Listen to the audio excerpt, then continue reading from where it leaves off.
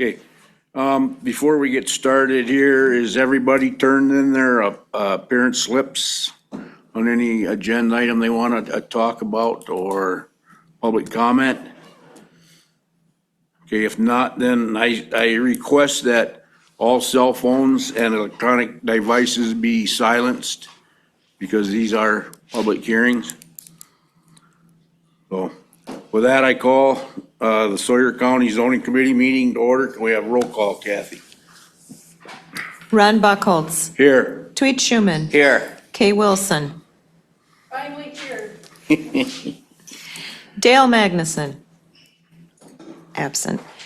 Marshall Savitsky. Absent.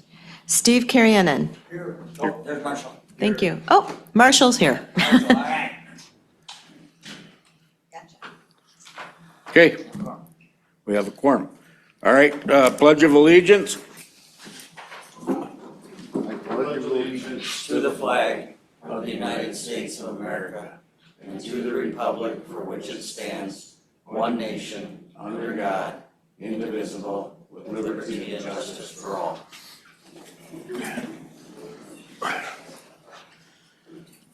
All right, statement of committee and hearing procedure and statement of hearing notice.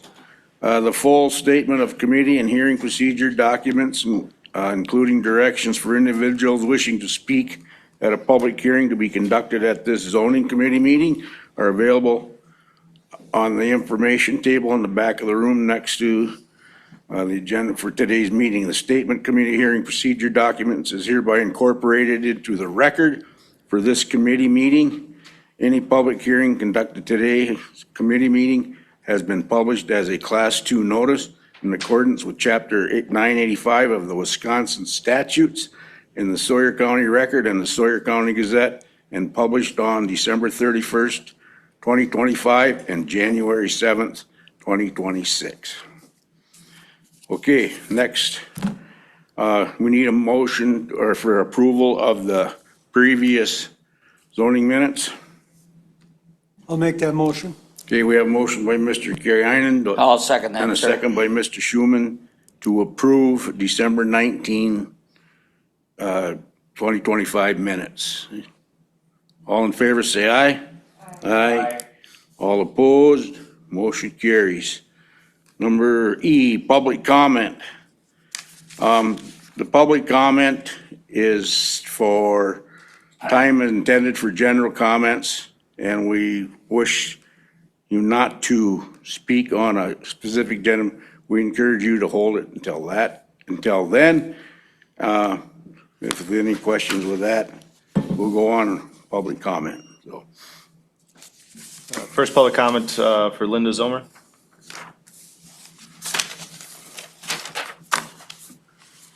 Morning, Linda Zilmer, Edgewater property owner, and most of my public comments pertain to discussions that were held last night at the county board. Whether it's weather like this or being able to view timely live meetings, or being able to go back and revisit what was said at a previous meeting, I think it all reinforces the benefit of having our good IT folks continue to provide access via Zoom and YouTube. First of all, with regard to zoning reporting, if it is possible to go back and pull up some of the year-end zoning reporting, such as was presented to you last night, pull it up from when Mr. Chrisman reported, there was a lot more detail. And well, maybe I should preface this. Most of my comments are related to something I heard last week. When you know better, you do better. So that's my intent. When you know better, you do better. If your reporting was more detailed, you would know whether you have land use permits for dwellings, for accessory buildings, decks. Really, if you look at that report, if housing is in need in Sawyer County, it would be helpful to track that. In Washburn County, the zoning department reports every month to not only the zoning committee, but also the finance committee. And they do break down what the zoning permits are, what the written warnings are, as well as the citations. Second, last night, there was a subject that came up at both the HHS board meeting and then with the resolution to adopt fees last night about micro markets. Micro markets are described in state statutes and administrative code. And last night I sent you, members of the zoning committee, the state statutes and administrative rules on micro markets. And maybe that is something where the HHS and zoning need to work together to determine if we even have any. Also, there was a question at county board last night about inoperable vehicles and junkyards. They are both, those situations are explained in the zoning ordinance amendment that Sawyer County currently has, and I sent you members the language for that as well. And again, the benefit of having Zoom is I can go back because what I heard last night I don't think matched your ordinance, but I could have heard wrong. Finally, with the zoning ordinance amendments and considering rewriting the zoning ordinance, county really does not need to rewrite the zoning ordinance. It just needs to fix the inconsistencies that it has. And there was a comment last night that there will be an action item today to consider to have the county go out for RFPs on rewriting the zoning ordinance. And, you know, this committee has never held a special meeting to go over what's wrong with your current ordinance, to review the MDD ad hoc recommendations.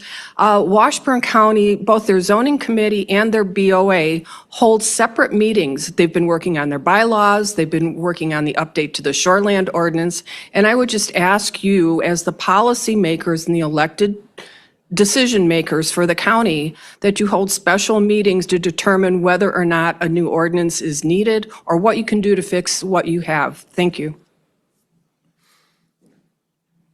Okay, anyone else want to speak on public comment? Anybody got their hand up, Mike? Yeah, this would be for general public comment, not for comments related to an agenda item. Anyone online wishing to speak on general public comment? Hearing none, we'll move on to rezone applications. This is the public hearing in the town of Meadowbrook, rezone number 26-001, owner Carter Lang and Caden Thompson, part of the Northwest One Quarter, the Southwest One Quarter, CSM number 8897. This is tax ID 45485. It is 5.72 total acres, zone forestry 1. Purpose of the request is to rezone from forestry 1 to agricultural 1 to have the ability to have a couple beef cattle on the property along with chickens. As part of my staff report, again, the request is to rezone approximately 5.72 acres from forestry 1 to agricultural 1. In conversations with the applicant, they are interested in more of a hobby farm type of operation. Generally, the A2 zone district is more suited for hobby farm operations, but in this case, no other land zoned to A2 is in the immediate vicinity. It was recommended to the applicant that the A1 zone district might be a better route for the request. Also, there is other A1 zone property immediately to the west of this parcel, as well as to the north. There's also a later request here today as part of a separate rezone request for the parcel immediately to the south, also requesting to be rezoned to agricultural. The applicant has also submitted additional permits for a dwelling and an accessory structure on this property. The surrounding land use is mixed agricultural, light residential, and forestry. The town of Meadowbrook's comprehensive plan shows this area as rural preservation. Rural preservation is not further defined by the town of Meadowbrook. However, other towns reference the RP or rural preservation areas as to protect existing farming and forestry operations from encroachment by incompatible uses and to preserve wildlife habitat and open spaces. In other words, to preserve the rural character of these areas, it is recommended that these tracts of land within the RP designation would remain a minimum of 5 acres. The town's recommendation of the proposed rezone should be highly considered for any approval or denial consideration. For this case in particular, the town board has not had a chance to meet on it. They will be meeting on it next Wednesday. So we do not have a town opinion on this.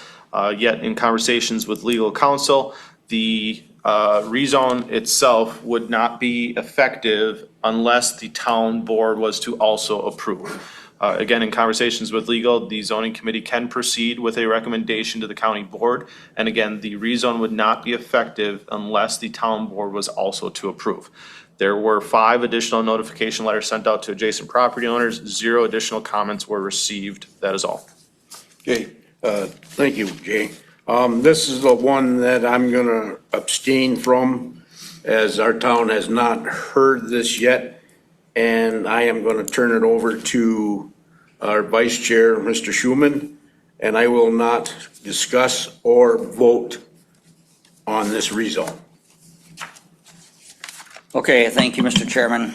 So we are now going to open this meeting up to not public comment, but Public hearing. And you Public need- hearing. Yep. for a Need a- public hearing on rezone 26-001. I would entertain a motion then committee to go into public hearing. I'll make that motion. I'll second.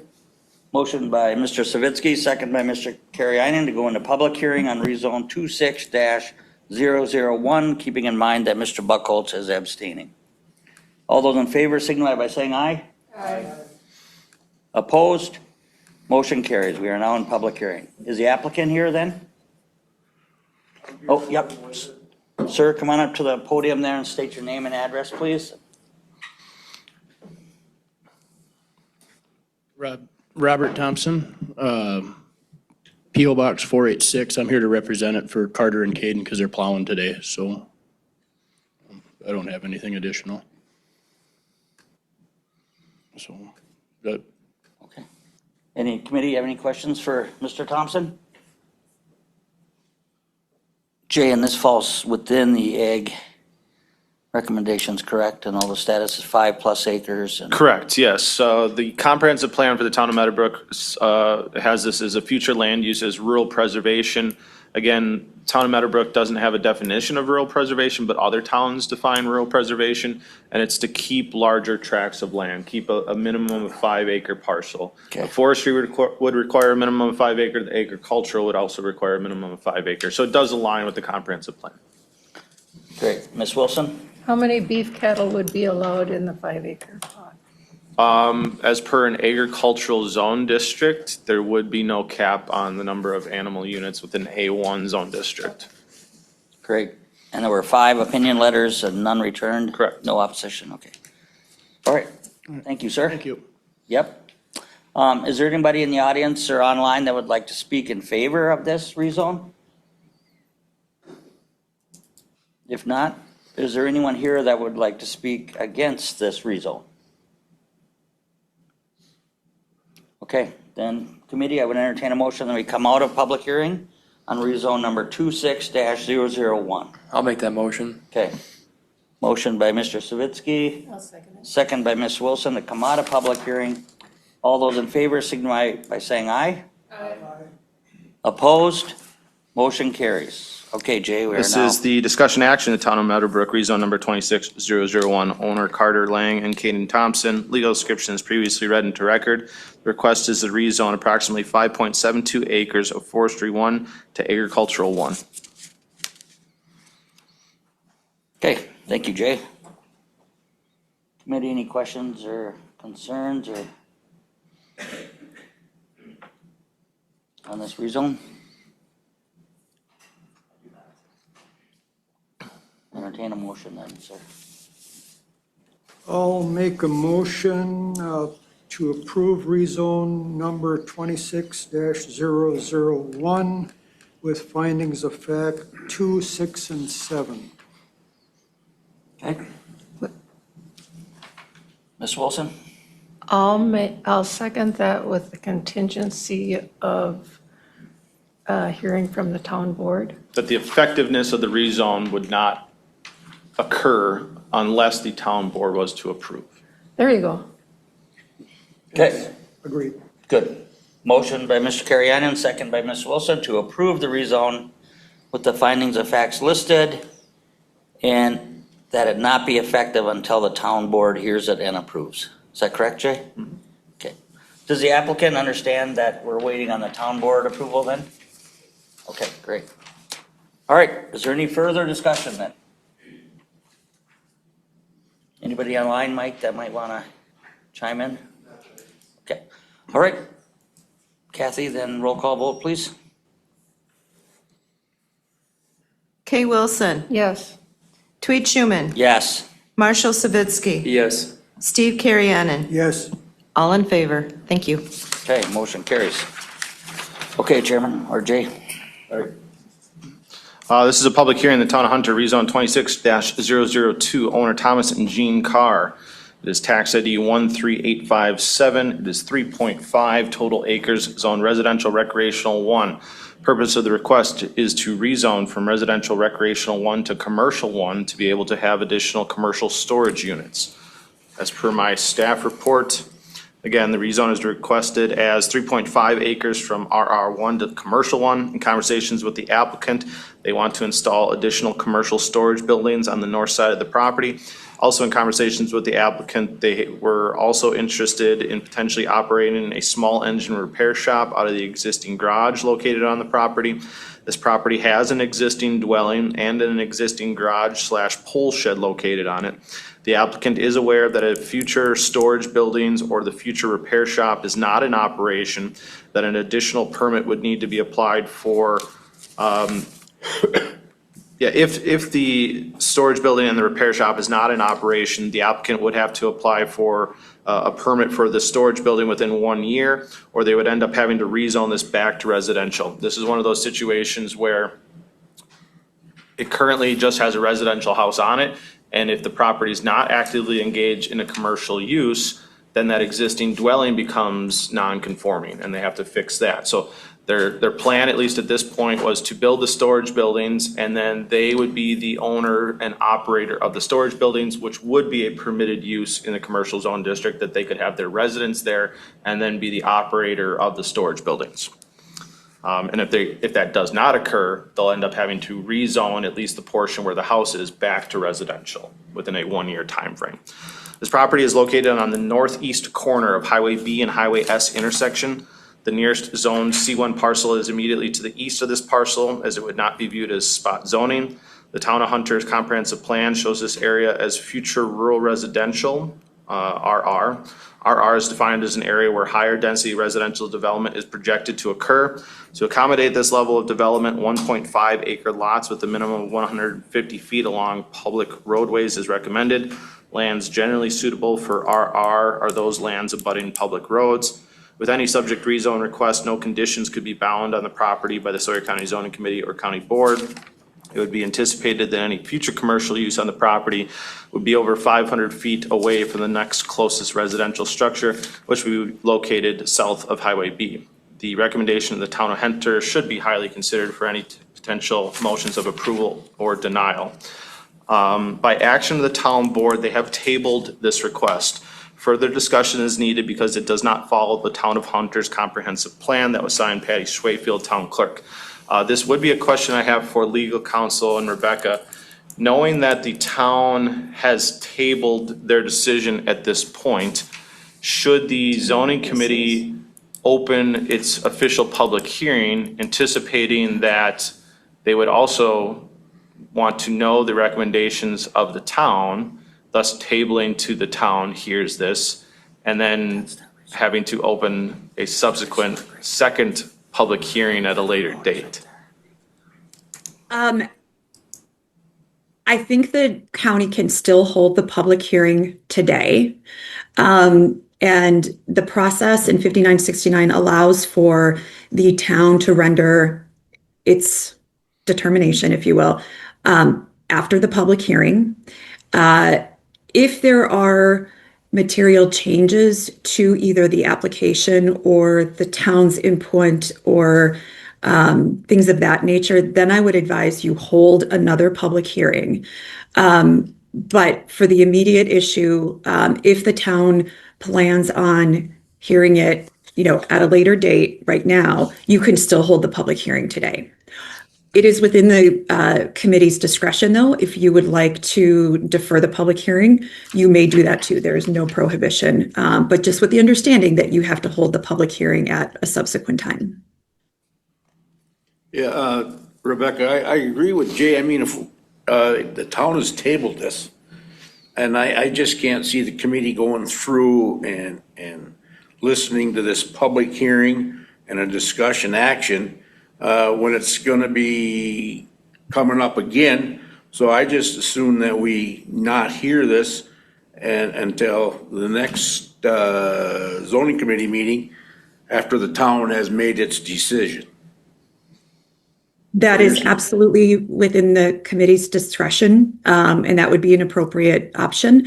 Let me just say, though, that keep in mind the public hearing and the discussion action are two separate items. Okay. So if you wanted to do the public hearing today, you could, and then defer action on the decision action, or defer the decision action to a later time.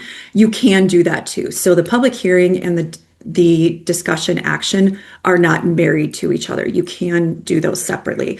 But again, to your point, Mr. Chairman, you certainly can, the committee, it would be wholly appropriate for the committee to follow the option that you just articulated. Other people here. Is the applicant here? Yes. Would you be okay with doing that, or would you want the committee to hear it today? We're fine either way. Okay. All right. If you want to hold two, that's fine too. I don't care. Huh? We can hold it now and we can hold it again. Okay. I should just get on the record. There was 7 additional notification letters sent out to adjacent property owners. 1 additional comment was received with objections. Detailed commercial storage as it relates to individual property was not provided in sufficient detail. Carol Cole. All right, committee, so you want to hear it? Yes. Okay. All right. We're gonna hear this then. I make a motion, or I need a motion to go into public hearing on rezone number 26-002, please. I make that motion. I'll second it, Mr. Chairman. Okay, we have a motion and a second on the floor to go into a public hearing on rezone number 26-002. All in favor, say aye. Aye. All opposed, motion carries. We are now in public hearing. Applicant, would you want to step up and state your name and address for the committee? Tell us what you want us to know.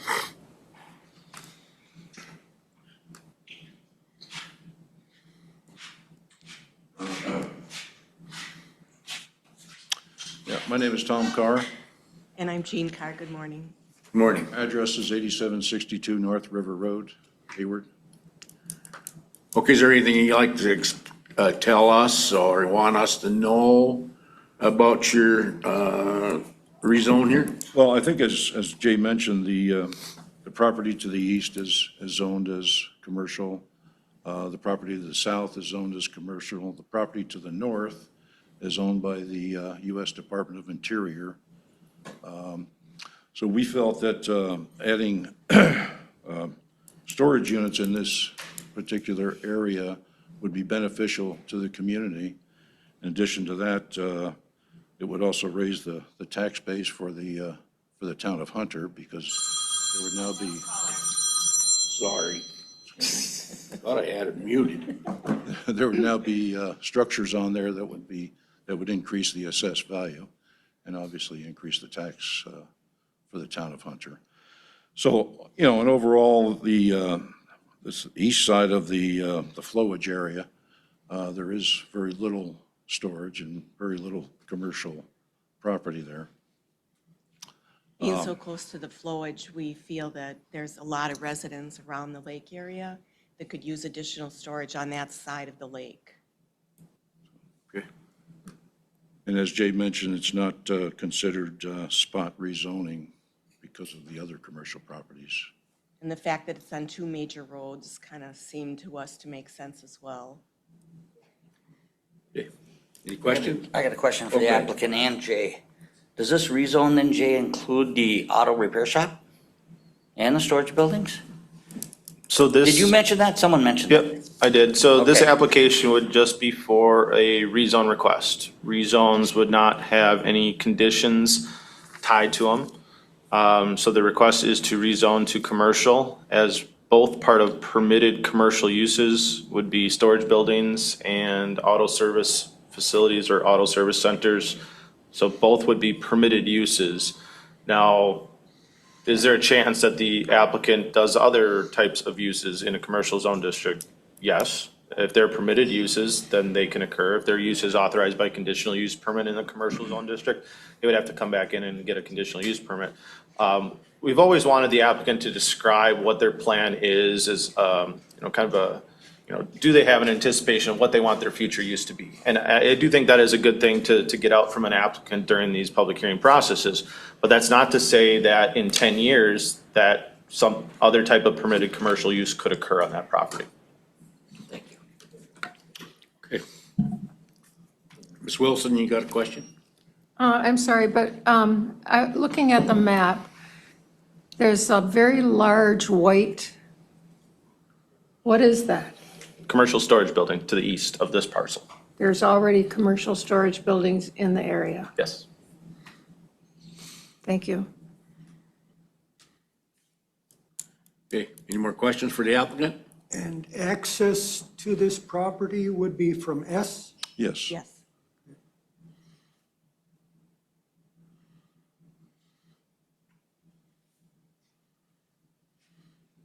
Okay. Any more, Mr. Carrier? Okay. All right, thank you. Thank you. All right, does anyone out there want to speak in favor of this rezone number 26-002? Similar?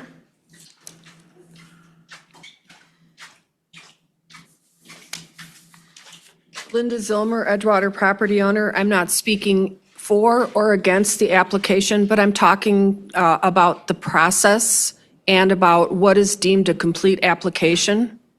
And so knowing that the town of Hunter recently went through and I believe updated their comprehensive plan and were very intentional about where they established residential versus commercial potential, I would think that a town would need more information than what was provided in order to make an informed decision. So for instance, not that you need engineered drawings, but there's nothing in the application that shows the size of the buildings, the number of buildings, approximate location of the buildings, the number of units per building, or to confirm that indeed they intended to have highway access off of S. So there are a lot of considerations under findings of fact that a town that's doing their job needs to consider, and none of that is in the application. So for this matter to go forward next month, and also for future applications, I would think that both towns and this committee need more information than is being provided. Thank you. Okay, anyone else want to speak in favor? Anyone want to speak in opposition? No hands up. Okay, all right, committee, I need a motion to come out of public hearing on rezone number 26-002. I'll make that motion, Chairman, that we come out of public hearing. Okay, we have a motion by Mr. Schuman I'll second it. and a second by Ms. Wilson to come out of public hearing on rezone number 26-002. Okay, so now that brings us down to number D, Jay. So Yeah, discussion action, the town of Hunter, rezone 26-002, owner Thomas and Jean Carr, legal description is previously read into record, request is to rezone 3.5 acres from residential recreational 1 to commercial 1. Keeping in mind that the town board has made a motion of tabling this decision till their next town board meeting. So I would like to postpone this discussion action until we get a ruling from the town of Hunter, what their decision is. Yeah, Mr. Chairman, I'd like to make that motion, that we Okay. postpone this request until after the town of Hunter hears it and makes a decision. Which the anticipated date would be your next zoning committee meeting. Sure, I'm good with that. Your Okay. Motion. I have a motion by Mr. Schuman. Do I have a second? I'll second.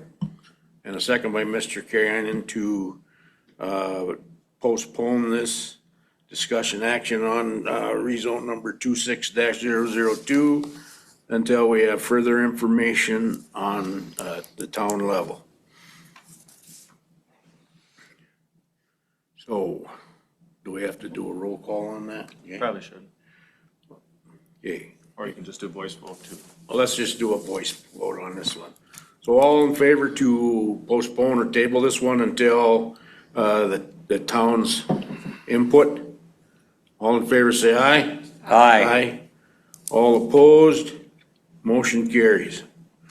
All right, Rebecca, just one quick question. So we still, then when it comes back around, we won't have to do the public hearing again? Depending on whether if the application changes, depending on what the town puts forward, that all of those facts, you may have to, but I don't think you need to plan for a public hearing at the next meeting because you don't know what that information is yet. So, yep, I think just putting it on next month's agenda for a continued discussion action is appropriate. If something changes mid-month, Jay and I will connect and make sure that your agenda's in line with what needs to happen. Okay, all right, thank you. Thank you. You're welcome. Next, moving on, this is public hearing in the town of Round Lake, rezone 26-003, owner Nicholas Sokup and Mitch Sokup. It is part of the southeast one quarter, the northwest one quarter, lot 2 of CSM number 7508, tax ID 39750. It is 0.64 total acres, zone commercial 1. Purpose of the request is to rezone from commercial 1 to residential recreational 1 to make an existing structure into a habitable family cabin. As part of this, Oh, boy.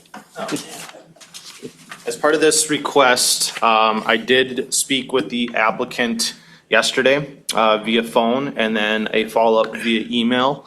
The town board has motioned to deny this application, and at this point, Mr. Sokup is wishing that this application is withdrawn. With a withdrawal of this application, if the committee accepts the withdrawal, we do not need to move into a public hearing. We would not need additional discussion action. We would just accept the withdrawal and the property would remain as its current zone district of commercial 1. Mr. Chairman, I'll make a motion that we accept the withdrawal. Okay, I'll we have a second. motion by Mr. Schuman. Do we have a second? Right here. Second by Mr. Kiernan to not hear that with the withdrawal. All in favor, say aye. Aye. All opposed, motion carries to not hear it. All right. Go ahead. A question? Sure. Jay, I thought when the Plan Commission and the town board denied the application, the zoning committee would then follow suit and deny it as well. I thought that's what the ordinance. Yes and no. I mean, again, those would be recommendations from both the planning committee and the town, and then there's some weird legal aspects that kick in, whether property is in the shoreline district or not in the shoreline district. For this situation, if you were to hold the public hearing and not accept the withdrawal and still go through discussion action, the committee can still make a recommendation for approval, which I would highly doubt they would. They would want to, take into consideration of what the town wanted to do. It would still then go to county board, and county board would then look at the recommendations from the town, look at the recommendations from the zoning committee, and most likely follow suit as well. I feel like this is an easier process because this is it's just done right now. The applicant has wished to withdraw, and now it's withdrawn, and the rezone is, again, it doesn't exist, it doesn't carry on.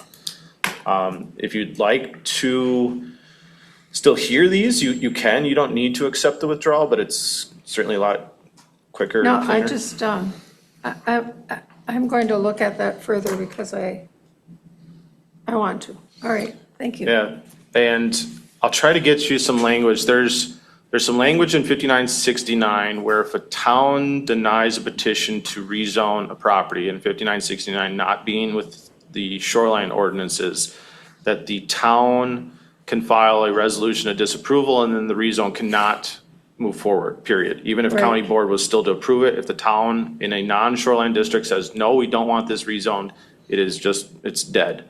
But in shoreland, the county can I know that. overturn the decision of a town. Yep.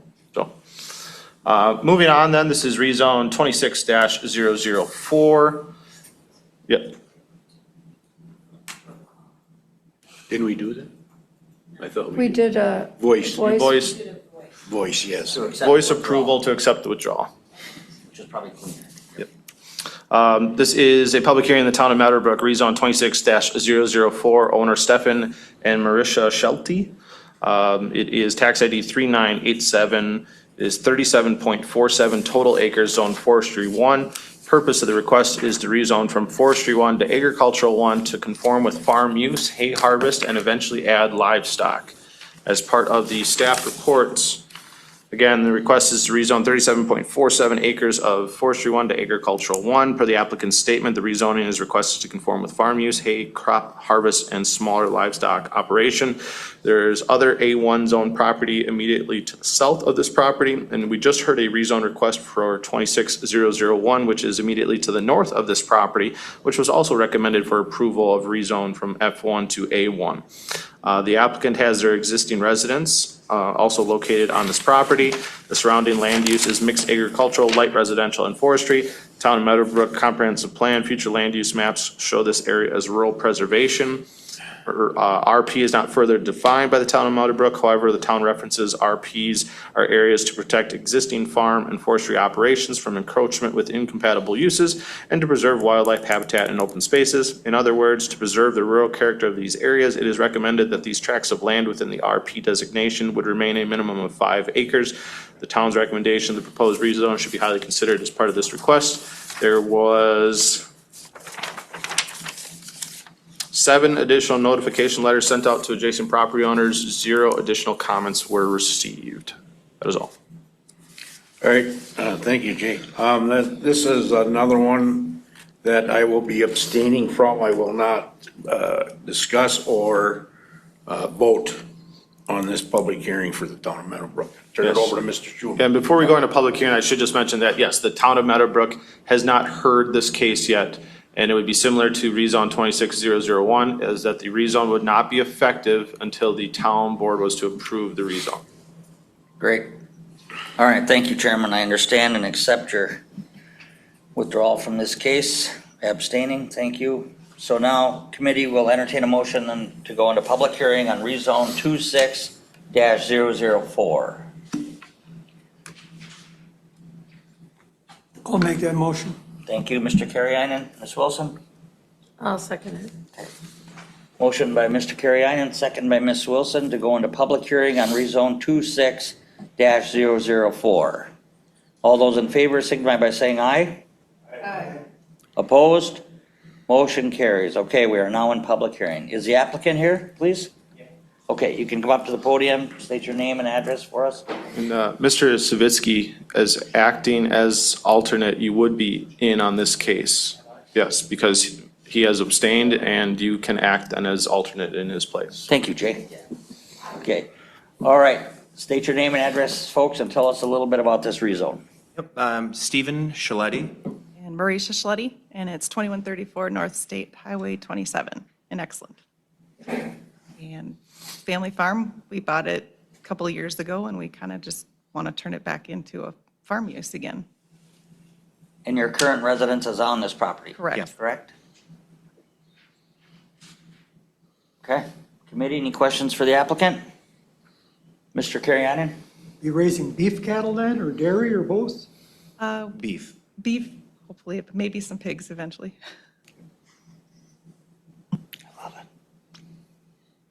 All right, if there's no further questions, thank you very much. Thank you.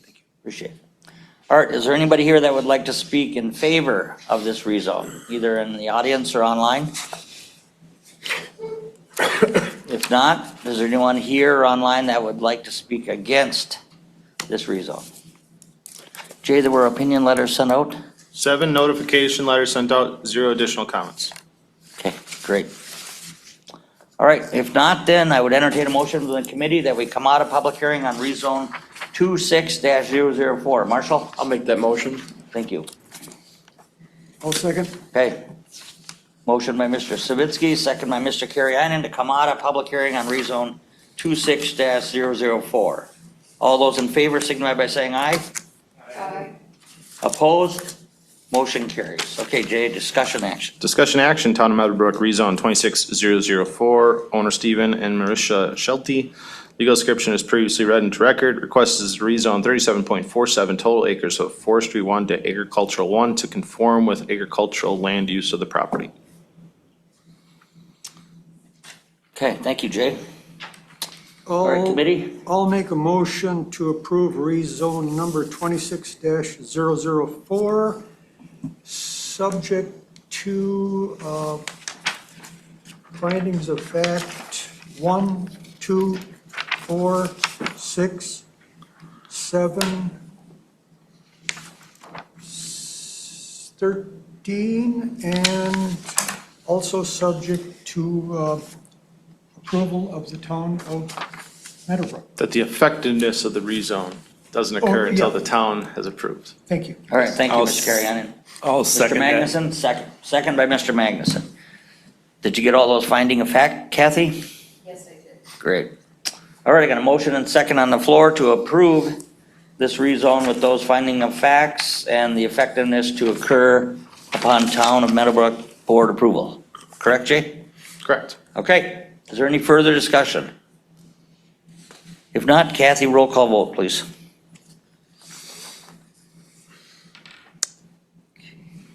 Tweet Schuman. Yes. Dale Magnuson. Yes. Steve Carrionen. Yes. Marshall Savitsky. Yes. Kay Wilson. Thank you. All in favor. Okay, motion carries. Okay, Chairman.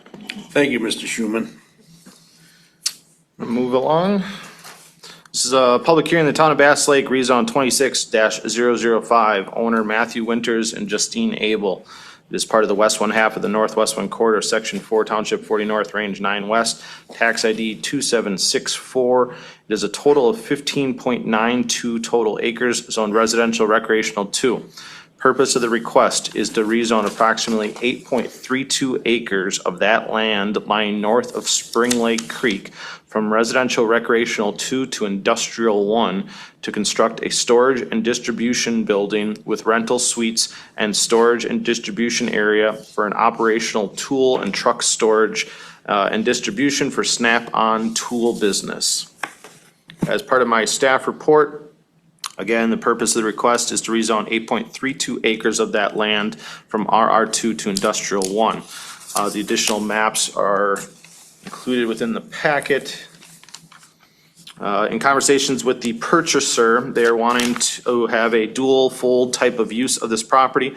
One of those uses would be for commercial storage suites as mini storage areas, and the other would be for a distribution facility for Snap-on tools.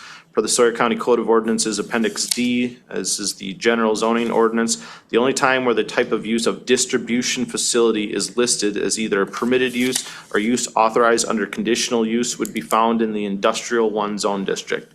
At that point, it was determined by myself, the Sawyer County Zoning and Conservation Administrator, that only the I-1 district would allow for this type of permitted use, although seemingly a distribution facility is a fairly light type of industrial use request. It is the only zone district that would currently allow it within the zoning ordinance. At that point, both the storage suites and the distribution facility would be a permitted use within the I-1 zone district. There are no other industrial zone districts within this immediate vicinity. This may be viewed as spot zoning, but spot zoning is not necessarily illegal because such zoning is not necessarily inconsistent with the purposes for which zoning ordinances can be passed. However, rezoning should be consistent with long-range planning and based upon considerations which affect the whole community. Therefore, spot zoning should only be indulged where it is in the public interest and not solely for the benefit of the property owner requesting the rezone. This area does contain a considerable amount of commercial development and commercial facilities, with other mixed residential housing. It is located adjacent to State Highway 27 and would border the future campground operation to the east, which is currently in the construction phase. It is also important to mention that any future building of this potential property would be roughly 250 feet from Spring Lake Creek. This is based upon not only floodplain setbacks, but also the current placement of the highway access, which is off of Highway 27. This was something that I guess I somewhat determined and did not hear directly from the applicant, but it would be, you wouldn't want to put a distribution facility too far from where your access is. The further away you get from the access, the further cost of construction would occur for building of roads, running power and utilities. So where that access road comes in is approximately 250 feet north from where Spring Lake Creek is. This area does contain a considerable, I already went down. The future land use maps as part of the Town of Bass Lake Comprehensive Plan shows this area as future commercial. The purchaser has also stated that they would be agreeable to have a covenants recorded on the property after purchase that would act as a deed restriction that the use of the property be only for the storage and distribution use only. This covenants could be then structured so that it can only be changed, modified, or removed by the Town of Bass Lake or the Town Board of Supervisor approval. This was done similar to a separate request that was heard back in the Town of Hayward for an assembly and manufacturing business, which is located just north of the Seven Winds Casino. This, however, cannot be conditioned as part of the rezone ratification. The recommendation, the Town of Bass Lake should be highly considered for any potential motions of approval or denial. By action of the town board, motion was denied. Marshall Savitsky, Supervisor, Dave Albert, Supervisor, and Don Adams, Supervisor. Jim Evans actually had voted yes, so it got denied as a vote.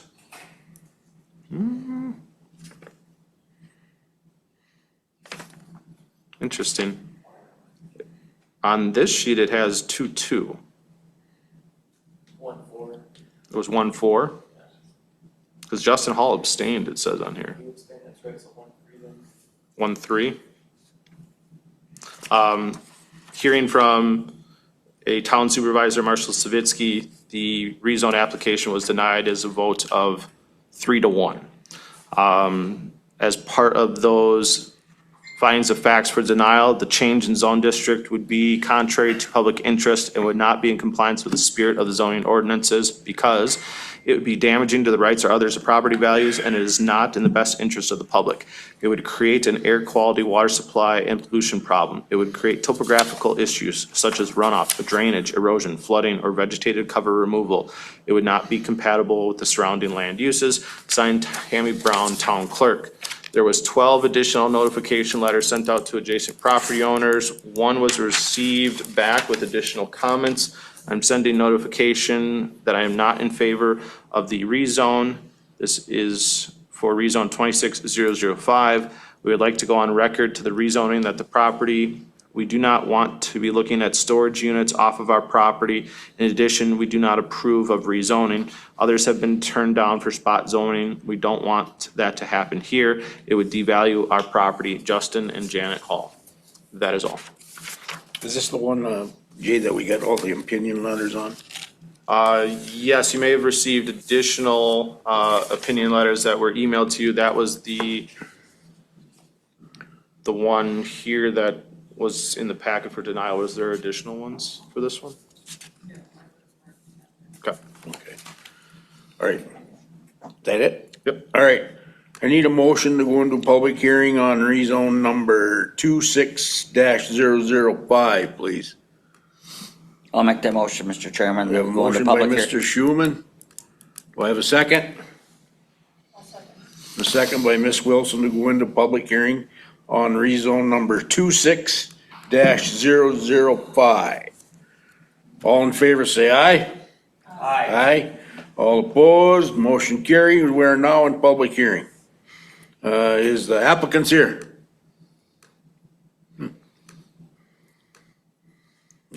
Okay. All right. Not, anyone want to speak in favor of this rezone? Not. We have Mr. Schultz wants to speak in opposition of this application. Step forward.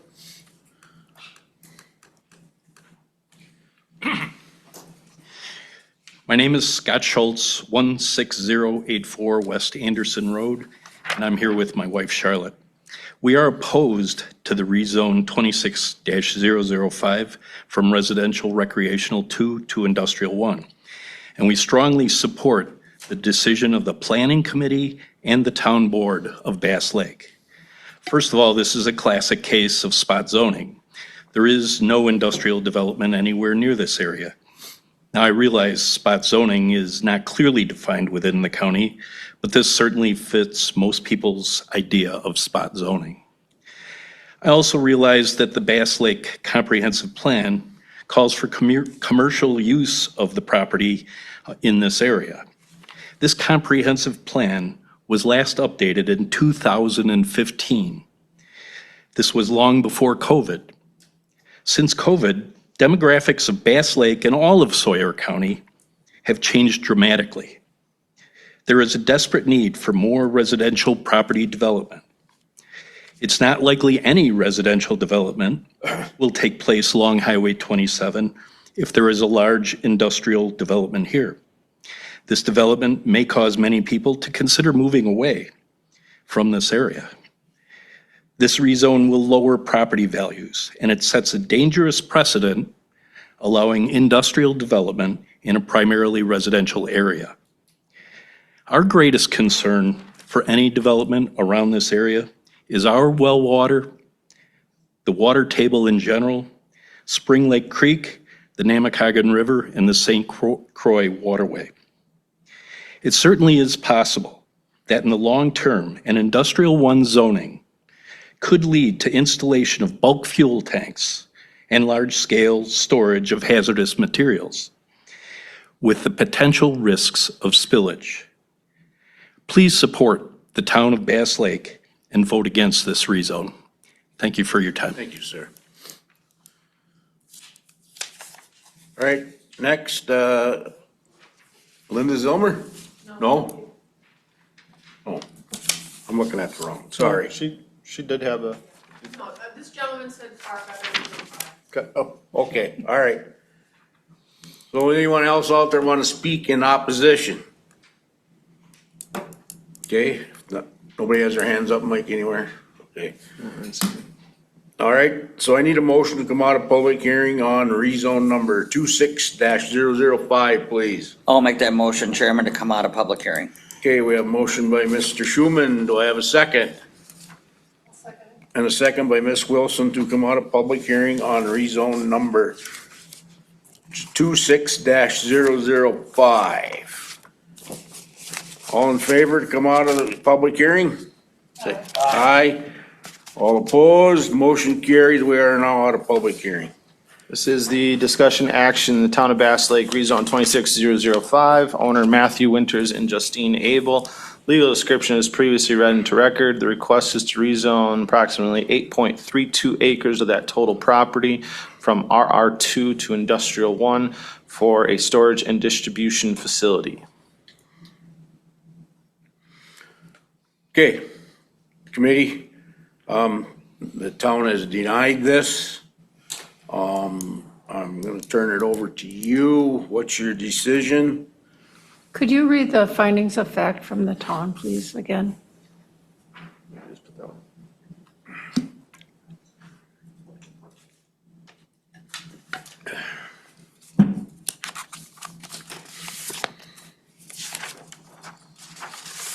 Change of zone district would be contrary to public interest and would not be in the compliance with the spirit of the zoning ordinance because, number one, it would be damaging to the rights of others' property values and it is not in the best interest of the public. Number two, it would create an air quality, water supply, or pollution problem. Number three, it would create topographical problems such as runoff, drainage, erosion, flooding, or vegetative cover removal. Number four, it would not be compatible with surrounding land uses in the area.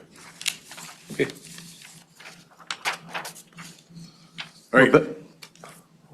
Mr. Chairman, Yes. legal counsel has her hand up. Oh, go ahead, Rebecca. Yeah, if you'd like to get a motion and a second for discussion on the floor, I can make my comments at that point, or I can give you my quick comments on some of the legal issues presented in this case now, whatever you prefer. But there are a few points that I'd like to make and have the committee consider. Well, I'll hear it now. We'll hear it now. Go ahead, Rebecca. Okay. First issue on spot zoning, there was mention and discussion of that. So there's nothing in the Wisconsin statutes that specifically addresses spot zoning. However, we do have case law to give us guidance, and that guidance is, it is not illegal per se. And this committee is supposed to look at the long-range planning that affect the whole community, the nature and the character of the parcel, use of the surrounding land, and the overall scheme of the zoning plan. And one court used the word only indulge spot zoning where it is in the public interest. So again, that holistic standpoint, and not for the benefit of one property owner. So my direction and recommendation for the committee is to, if you are addressing the issue of spot zoning, look at it from a holistic standpoint. And then second, with respect to the issue of the town's action, it was mentioned in the last item. So I thought this was a good opportunity just to give a quick overview of the process for a rezone in the Shoreland area. The statutes are very clear that the town does not have authority to over shoreland zoning. Shoreland zoning is specifically directed to the counties. The counties have to carry that burden. Towns may adopt their own shoreland zoning in certain circumstances under Chapter 60. Here, because of the provisions of 59-692, which again, I mean, it explicitly says the ordinances and amendments to the zoning ordinance shall not require approval or be subject to disapproval by the town or any town board. So again, I'm not saying that's right. I'm not making any sort of policy opinion, but that's what the law says. That being said, in your discussion, consideration, and the use of your legislative discretion, you can certainly take into consideration what the town's decision was. However, when you make your decision, I would encourage you to not make it based solely on the town's recommendation in this instance. Again, because it is in the shoreland area, and we want to make sure that the county is complying with what your legal requirements are. Okay, thank you. You're welcome. We don't have no motion yet, right? Nope. Okay, committee, I'm turning it over to you. Don't be afraid. Okay, Mr. Chairman, I'll make a motion to deny this rezone request. And if we could get legal assistance with the findings of facts and what Jay had mentioned from the town. Okay. I would like to include those findings of facts. Right. So the findings of facts as per the town for their motion of denial, which if this is what you're accepting as part of your motion, it would be that, again, that the change in the zone district would be contrary to public interest. It would not be in compliance with the spirit and the intent of the Sawyer County zoning ordinance because it'd be damaging to the rights or others' property values and not in the interest of the public. It would create an air quality, water supply, or pollution problem. It would create topographical problems such as runoff, drainage, erosion, flooding, or vegetative cover removal. It would not be compatible with surrounding uses in the area. Great. That sums it up. If legal can give us a thumbs up with that, that's my motion. Okay.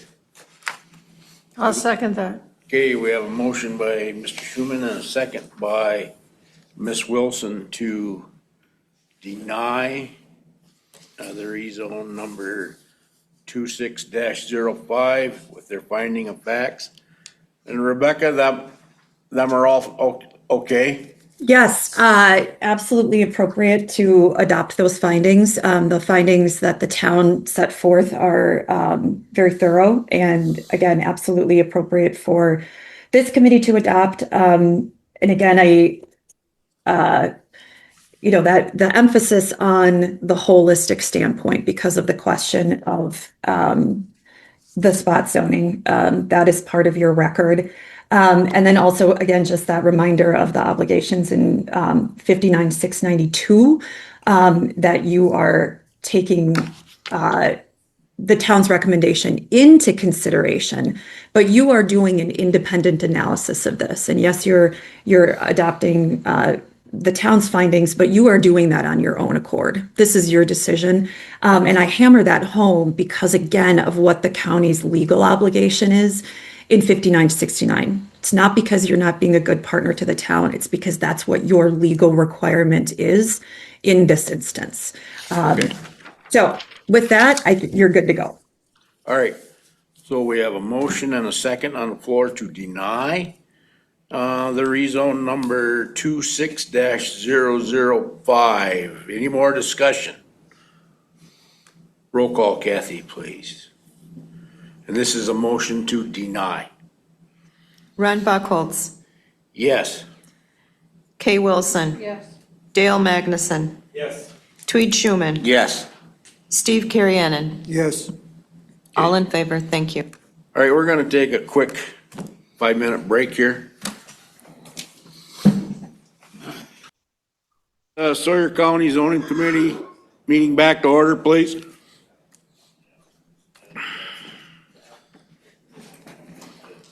All right, we are back. This is a public hearing in the town of Bass Lake, conditional use permit number 26-001, owner Alan Janchek, Village of Reserve, tax ID 1749. It is .92 total acres, zoned residential recreational 1. Permit is desired for a 30 by 40, this would be 32 by 42 with eaves, and 20-foot tall accessory structure as a garage.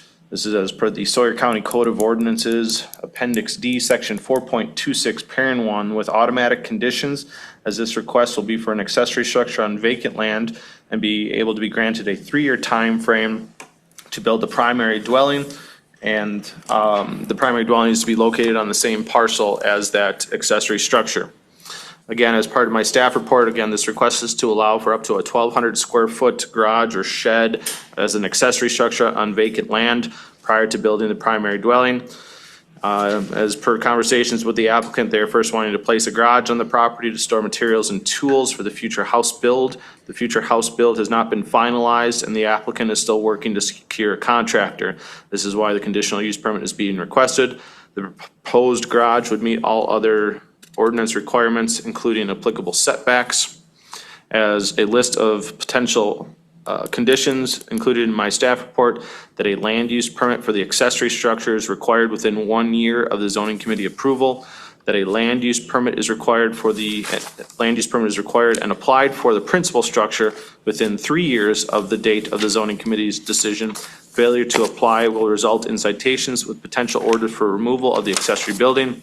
The proposed accessory structure meet all other county zoning requirements, including setbacks, is also compliant with all other state and federal laws, that the size of the accessory structure not to exceed 1,200 square feet and is less than 20 feet in height, that no habitable living area is allowed within this accessory structure. In conversations with another supervisor earlier this week, I would also like to add another potential condition as part of approval. It was discovered that the current property taxes of this property are not up to date, and I would add that condition that the property taxes are paid for in order for this conditional use permit condition to also be satisfied. As by action of the town board, motion was approved. Justin Hall, chairman, Marshall Savitsky, supervisor, Dave Albert, supervisor, Jim Evans, supervisor, Don Adams, supervisor. The conditional use would be with the condition. I think they added the wrong attachments. They approved it, but then they used the same findings of facts as the previous rezone that we just heard. But the motion for approval was approved by the town board. There were 11 additional notifications sent out to adjacent property owners. One additional comment was received with objections. I can read that into record if you'd like, unless the committee has recognized that they have received the additional notification from a Paul Thackler. Yes. You don't need to read it. Has the committee had a chance to read that? Yes. The committee has acknowledged that they had a chance to read the additional comment in opposition, therefore that be incorporated into the record. That is all. All right, I need a motion to go into a public hearing on CUP number 26-001, please. I'll make that motion. Okay, a motion by Ms. Wilson. Do I have a second? Second by Mr. Karainen to go into a public hearing on CUP number 26-001. All in favor? Aye. All opposed? Motion carries. We are now in public hearing. Is the applicant around? The applicant was online earlier. Yes, I'm here. Okay, you want to talk to the committee? Tell us what you're after here. I think it's self-explanatory. It's just a timing issue. I'm not requesting anything special. It's just a garage for storage. Okay. Any questions for the applicant? Yeah, I do, Mr. Chairman. Go ahead. Sir, are you, the conditions by the town and the county regarding clearing up the taxes on this property, are you in agreement with that? Yeah, not a problem. Okay.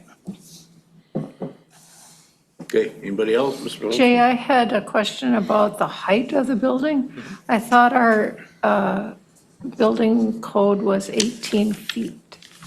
Nope, so that is for accessory structures across the town road. Oh, And those would be for accessory structures across the town road in a platted subdivision.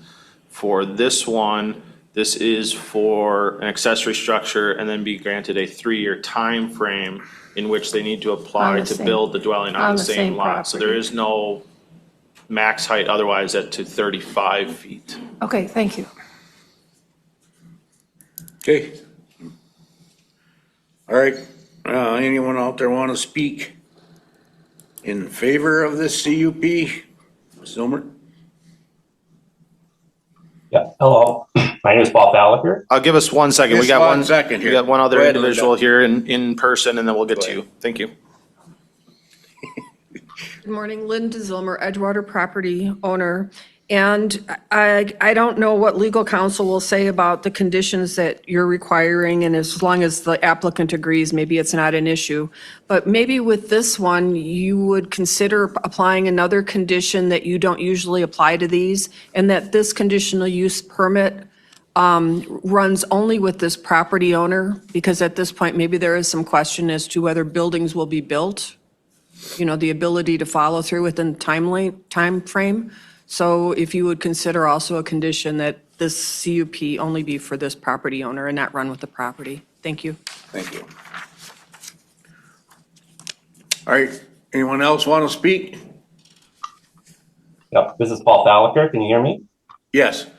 Great, thank you. Yep, my name is Paul Faliker. Along with my wife, Kristen, we own the cabin adjacent to this parcel to the east, 7102 North Thoroughfare Road. You did reference the letter that I submitted to the committee on Monday with conditions we are hoping the permit can include if it is approved. So I just wanted to correct my statement. I am not formally objecting to the permit. I am just offering conditions that I'm hoping could be included if it is supported. And I would like to read a short statement summarizing the letter. Okay. Okay. Members of the committee, if a conditional use permit is approved for an accessory structure without a principal residence, I respectfully request that approval include clear, objective, and enforceable conditions. These conditions are intended to uphold the purpose of the zoning ordinances, protect neighboring property values, and minimize visual, lighting, and noise impacts on surrounding properties. Specifically, the structure should be limited strictly to non-habitable storage use with no features that could support residential or rental use. It must remain accessory in nature and subordinate to a lawful principal residence, with any future change requiring a new public hearing. Size, height, and setbacks should be clearly capped as specified, with materials and colors limited to non-reflective natural wood or wood-like finishes that blend into the wooden shoreland environment. Lighting and noise should be controlled to prevent negative impacts on neighboring property owners, reasonable use and quiet enjoyment of their vacation properties. Finally, in consideration for inclusion of these conditions, we support extending the deadline for construction of a lawful principal residence to 10 years before the permit would require removal of the structure. Thank you. Did you get the name and address of that person? Yeah. Okay, Yeah, and we've got the letter.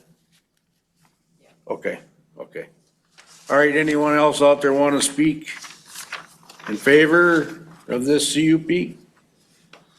Anyone out there want to speak in opposition of this CUP?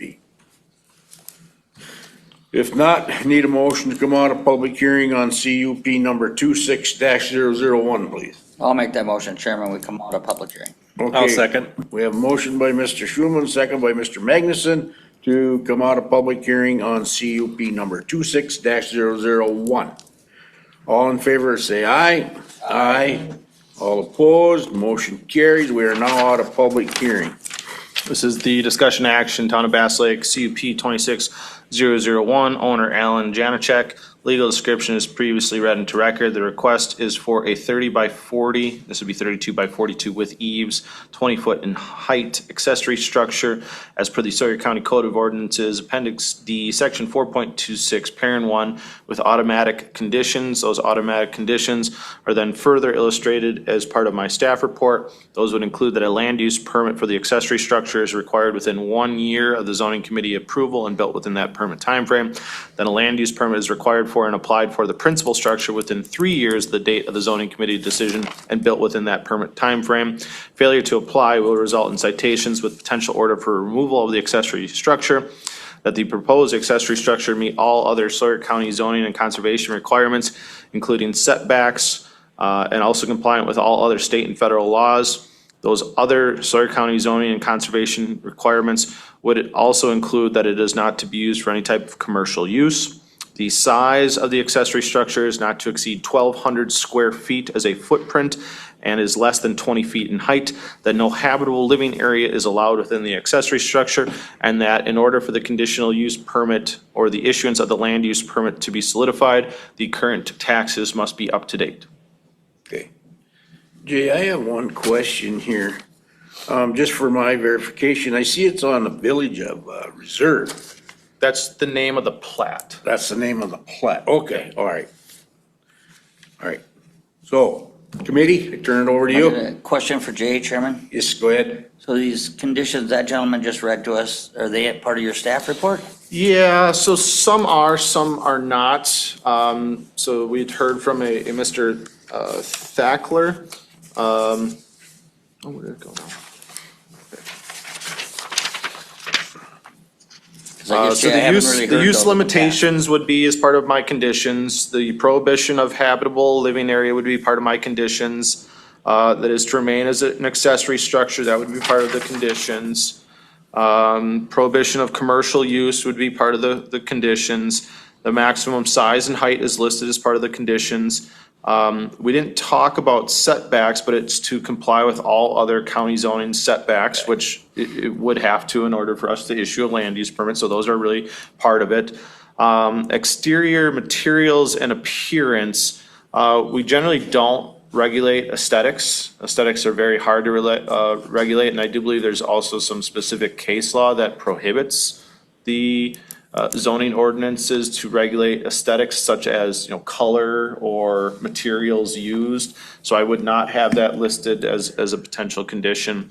The garage door orientation, I have not listed that as part of a condition. That's up to the committee. Mr. Thackler would like the doors to face west. That is the current drawing or rendering that we received from the applicant, is that the garage doors do face west, but that would be something for up to this committee to implement. Lighting restrictions was not mentioned in this, but otherwise any other type of permitted use in a residential zone district would not have lighting restrictions tied to it. Noise and activity limitations, that would be subject to other Sawyer County nuisance ordinances or noise regulations from the Sheriff's Department. The time limitation and sunset clause, Mr. Thackler had indicated a 10-year time frame. The county conditions as part of the zoning ordinance would actually have a more strict time consideration, in that a principal structure land use permit needs to be taken out within 3 years and then built within a permit time frame, which is another 1.5 years from there. So we're actually being more restrictive from that. And then, that number 13, compliance and enforcement, that is found within the zoning ordinance, that any violation of these conditions would render a void or restriction or revocation of the conditional use permit. So the only ones that we haven't mentioned that were as part of Mr. Thackler's was the appearance and material use of the building, as well as lighting restrictions, as well as garage door orientation. How about the commercial use? Where is that? So I did state that as part of the second time I read my Oh. conditions into record, that it needs to comply with all other county zoning requirements, including the use as a residential accessory structure and not to be used for commercial use. Okay. Jay, are there any other town board conditions on this? So the town board, they must have swapped something out. Oh, that's right, yeah. Because they have so we give them these two sheets. We give them the front sheet that has their signature page, and then we give them a back sheet to list their conditions. And they even have it here, we earmarked that this is for conditional use permit, but they use the same findings of facts that they used for the rezone case we just heard. I think they may have copied and pasted the wrong info there, because they talk about, it would not, the conditional use would not be contrary to public interest and would be in the compliance. Yeah, it would not be damaging the rights or other property values. It would not create traffic or highway access problems. It would not destroy prime agricultural lands. It would be compatible with surrounding uses of the area. So they did have it right. I'm sorry to throw Tammy under the bus. She did have it right. Sorry, Tammy, if you ever read or listen to this. Okay. All right, committee. Turn it over to you. What are we gonna do here? Well, Mr. Chairman, I'll make a motion to approve this, this conditional use permit with Jay's recommendations and the town of Bass Lake's recommendations. Do you want findings of facts as well, sir? Yes, please. Yes. Okay, 2, 3, 6, 7, 8, 9, 10, 11, 12, 13. You got those, Kath? Yes. Those findings of facts for approval. And the back taxes. Correct. And the condition in Jay's staff report and the town. Say that last part over again, I'm sorry. Oh, within the Jay's staff report, those conditions and the town of Bass Lakes, which include payment of the taxes due, yep.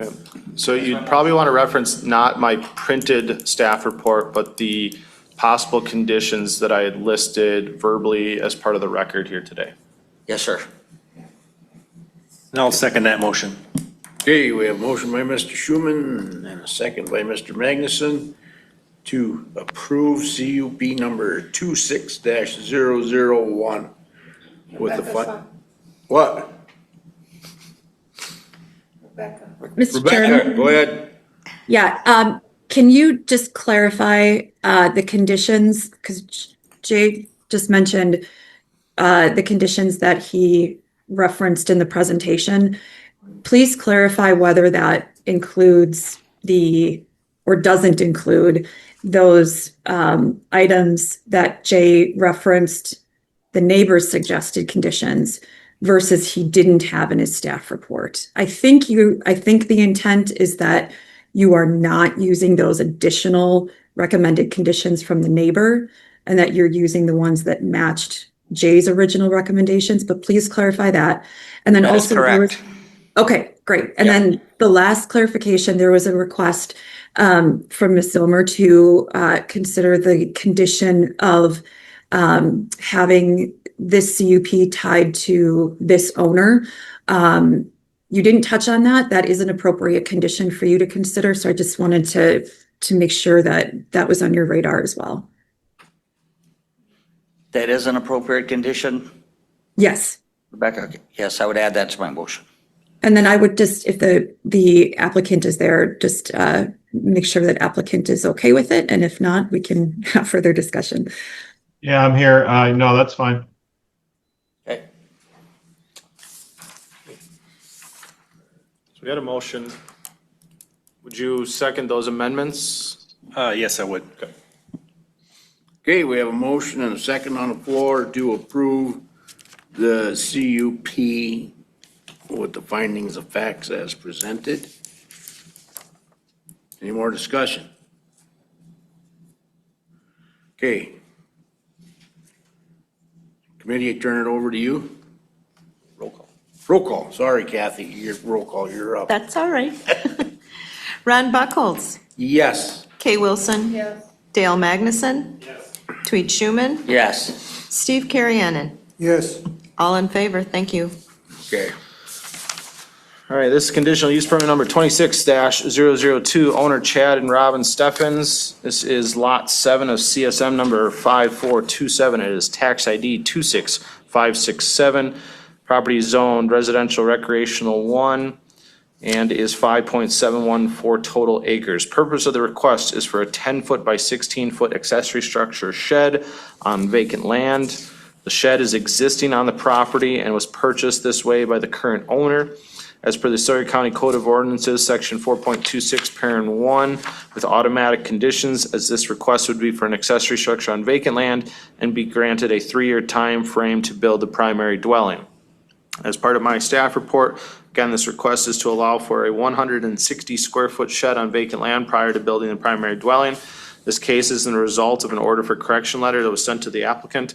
In conversations with the applicant, they were sent an order for correction letter for noncompliance of ordinance requirements and that the accessory structure is in excess of 144 square feet and exists on the property. The current applicant indicated that they purchased this property with the shed on it in August of 2025 and were unaware that it was in violation.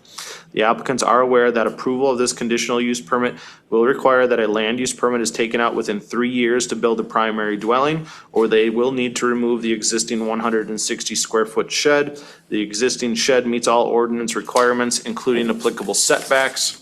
As part of my staff report for listed as potential conditions, that the land use permit for the shed as an accessory structure is still required if the conditional use permit is approved within 60 days of the zoning committee approval.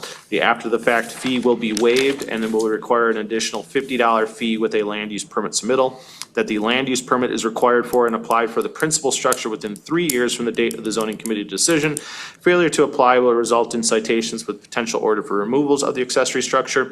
The proposed accessory structure must meet all Sawyer County zoning and conservation requirements, including setbacks, and also compliant with other state, federal, town, county, state, federal laws. Size of accessory structure not to exceed 160 square feet and less than 14 feet in height, which it currently does, and that no habitable living area is allowed within that accessory structure. By action of the town board, motion was approved. James Strandland, town chair, Kay Wilson, supervisor, Martin Scott Verbreck, supervisor, Dan Palmer, supervisor, Darren Jensen, supervisor. Town board reviewed CUP 26002. Which is located at 12797 Goldfinch Lane, and approve the request because it meets the intent of the county's conditional use permit process by allowing accessory structures on vacant parcels under defined limits and enforceable requirements, creating a compliant path forward while ensuring the property remains subject to future home construction requirements. The approval was granted subject to the conditions 1 through 5, and then based upon the findings of facts 2, 3, and 7, which the board determined supported that the request is appropriate under zoning standards and consistent with the purpose of the CUP process.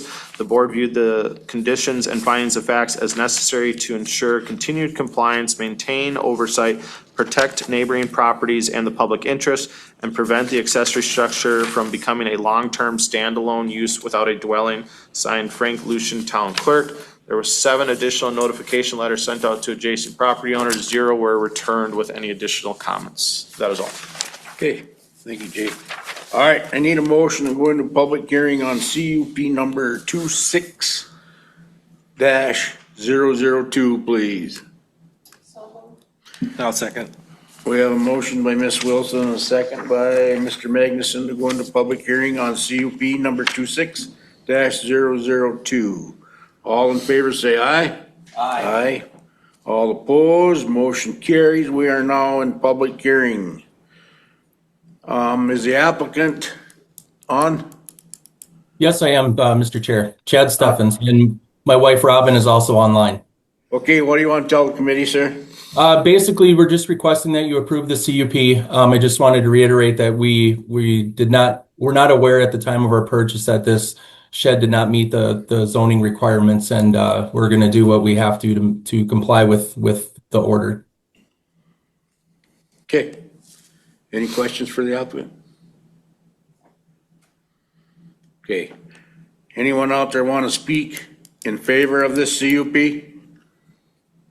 Anyone out there want to speak in opposition of this CUP?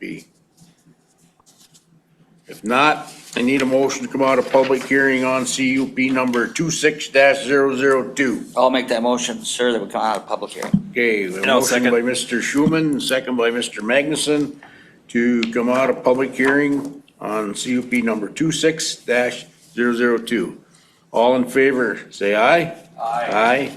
All opposed, motion carries. We are now at public hearing. This is the discussion action for conditional use permit number 26002, owner Chad and Robin Steffens. Legal description is previously read into record. Request is for a 10 by 16 accessory structure on vacant land, subject to the conditions of the Sawyer County Code of Ordinances, Appendix D, Section 4.26, Parent 1. Keeping in mind, list of potential conditions is included in my staff report, and any findings of facts as potential for a motion. You may also reference the town's findings of facts, which they had referenced in my staff report as number 2, 3, and 7. Okay, ready? Turn it over to you. I'll make a motion to approve CUP 26-002 I'll second. with the conditions listed 1 through 5. And according to findings of facts, 1, 2, and 7. I'll second. Okay, we have a motion by Mr. Magnuson and a second by Mr. Karainen. Did he put your finding of facts or anyone? Yeah, the only one that was missed was number 3 from the town. But, I mean, he had indicated 1, 2, and 7. We'll add 2, 3 if that's okay. Sure. Yep. 1, 2, 3, and 7. Okay. All right. Any more discussion? All right, roll call. Kathy, please. Steve Carriennen. Yes. Kay Wilson. Yes. Ron Buckles. Yes. Dale Magnuson. Yes. Tweed Schuman. Yes. All in favor? Thank you. All right, moving on, we have a certified survey map that requires zoning committee approval. Now, again, generally you don't see a lot of certified survey maps for approval. I would have zoning administrator approval to issue certified survey maps. This one, however, goes outside of the boundary of a already recorded county subdivision plat. So the individual here wanted to do a reconfiguration of some smaller cut-up parcels of land, taking 4 original parcels and reconfiguring them to 2 parcels. But this ended up crossing an already designated county plat line. When we do that, the statutes within Wisconsin state statutes require that this needs zoning committee approval or zoning planning committee approval. It meets all other ordinance requirements, and again, it's a combination of existing lots within a plat to create 2 new separate lots that are outside of that original plat boundary. And you're okay with this, Jay? Yep. It has also been granted town approval already by the town of Edgewater, but again, still requires approval of the Sawyer County Zoning Committee. Okay. All right, committee. Chairman, I'll make a motion, we approve this certified survey map that we're discussing right now for Joseph Larson. Okay, we have a motion by Mr. Schuman. We have a second. I'll second that. And a second by Ms. Wilson to approve the Larson Certified Survey Map. Any more discussion? Roll call, Kathy, please. Kay Wilson. Yes. Ron Buckles. Yes. Tweed Schuman. Yes. Dale Magnuson. Yes. Steve Carriennen. Yes. All in favor? Thank you. All right. Okay, new business. One of the new business items I want to mention was for a conditional use permit that was tabled last month for an Anthony Fent. This was tabled with a an action that it would be heard by zoning committee after the town board was able to make the recommendation. It was anticipated that would be this month, but yet the town board has also not heard this case yet.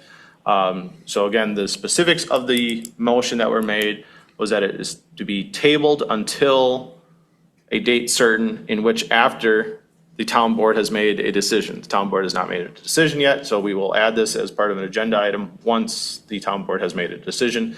It is anticipated that would be as February's hearings. So, so that's just a point of clarification for the committee. From there, we move on to the potential solar ordinance. Gave the homework assignment to the committee last month to review version 2 here. I guess it's my anticipation that we would make any additional changes, corrections, clarification aspects, and I would then request that the committee task legal counsel with doing a full legal review.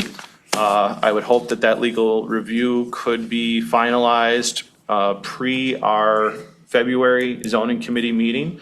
We again would have additional discussion, look to see what additional comments or suggestions or solutions legal counsel had with this document, in which then we would hopefully have another action item to move this on to the towns for their review and approval. From there, I'd be looking at holding a public hearing, an official public hearing at zoning committee in March, with hopefully a recommendation then to move to county board for ratification in April.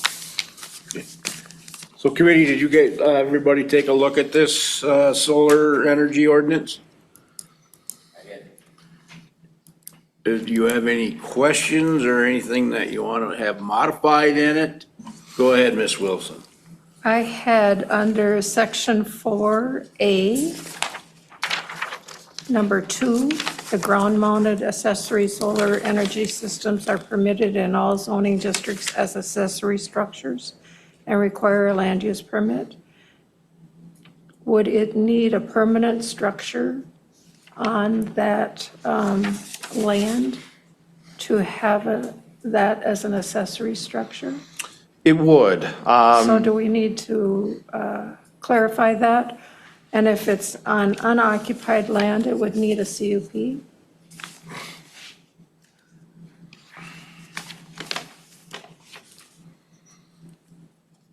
Yeah, and I'm not sure if this is the spot to put it in. I mean, ultimately, our general zoning ordinance would require that, property would first have to have a principal or primary structure before being allowed accessory structures, such as ground-mounted solar arrays. The question about whether or not someone could apply for a conditional use permit for an accessory structure and be granted a 3-year time frame, I'd have to look back in the general zoning ordinance to see if it's structured that way. My first, thought or aspect would be, yes, someone potentially could apply for a CUP for a ground-mounted solar array as an accessory structure and be granted a 3-year time frame, which they had to build the primary dwelling. Would you want to hear those requests or no? I don't know. I don't see why someone would need a solar panel as a ground-mounted array if they don't have a house yet, though. It seems a little weird. But definitely you would need to have, we would not just allow a ground-mounted solar array on vacant land unless they applied for a CUP or unless they said they're building a house in conjunction with it. That's already defined in the general zoning ordinance. If we want additional clarification in there so that there's a little bit of duplicity between this standalone ordinance and the general zoning ordinance, we can certainly do that. Wouldn't that be advisable so somebody didn't have to go look someplace else for the rule? What are your thoughts there, Rebecca? I mean, should there be additional language added that the ground-mounted accessory solar energy systems are only allowed on lands that contain an existing primary? I think that would be appropriate. Let me just say appropriate to look at in more detail. And I say that because I haven't reviewed the ordinance in depth yet. And, to the point of I could foresee where somebody would propose a ground-mounted accessory solar structure without a principal building. You have to question the intent of the use, but that's not something you can necessarily regulate. So I think, if you'd like me to review, I can look at that in more detail and determine whether we should have a specific reference back to, I think it would be 4.26, and whether that would integrate into the draft.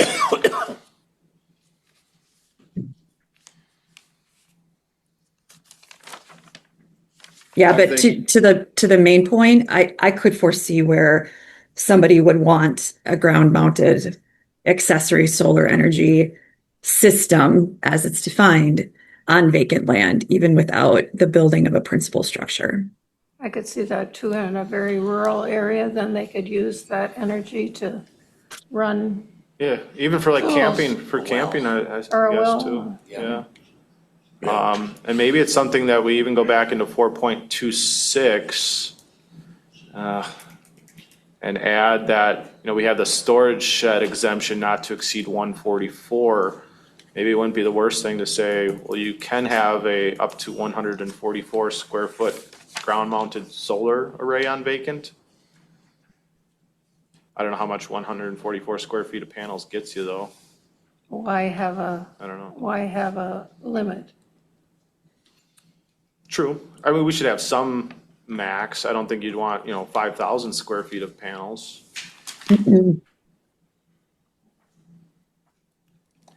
Definitely a good question, and I'll talk with legal on that, and we'll have amendments for that next month. Then I had another, on section 8, we had talked about changing A, but on B, an application for a conditional use permit, we have to put community scale in there as well as mid-scale and large scale. I have those. Do you have an older one? Mine doesn't say community scale. Section 8. 3 and 4.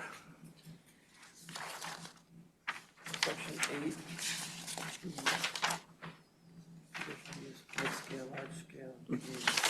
Do you have version 2? He's got a different one than I got. She don't have the updated one then. You got version 2 on the top there? Nope.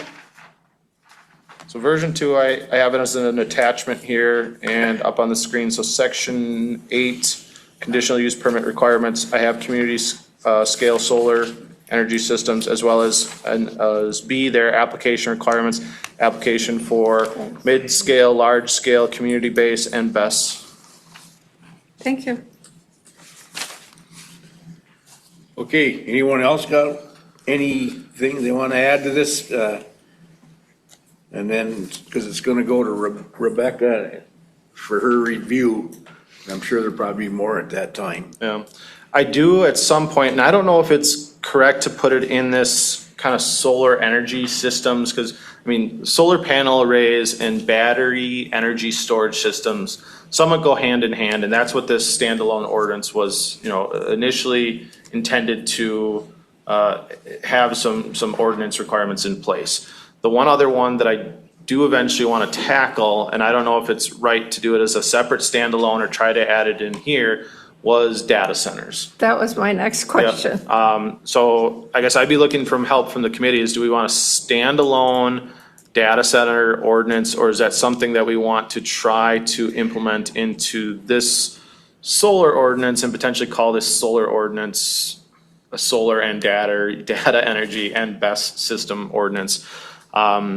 I personally grew up in Port Washington, Wisconsin, and there was a large request for a data center that just went up there, and my parents still live in the town of Port Washington, and it was an absolute nightmare for the residents of that community. Same with Menominee. Yep.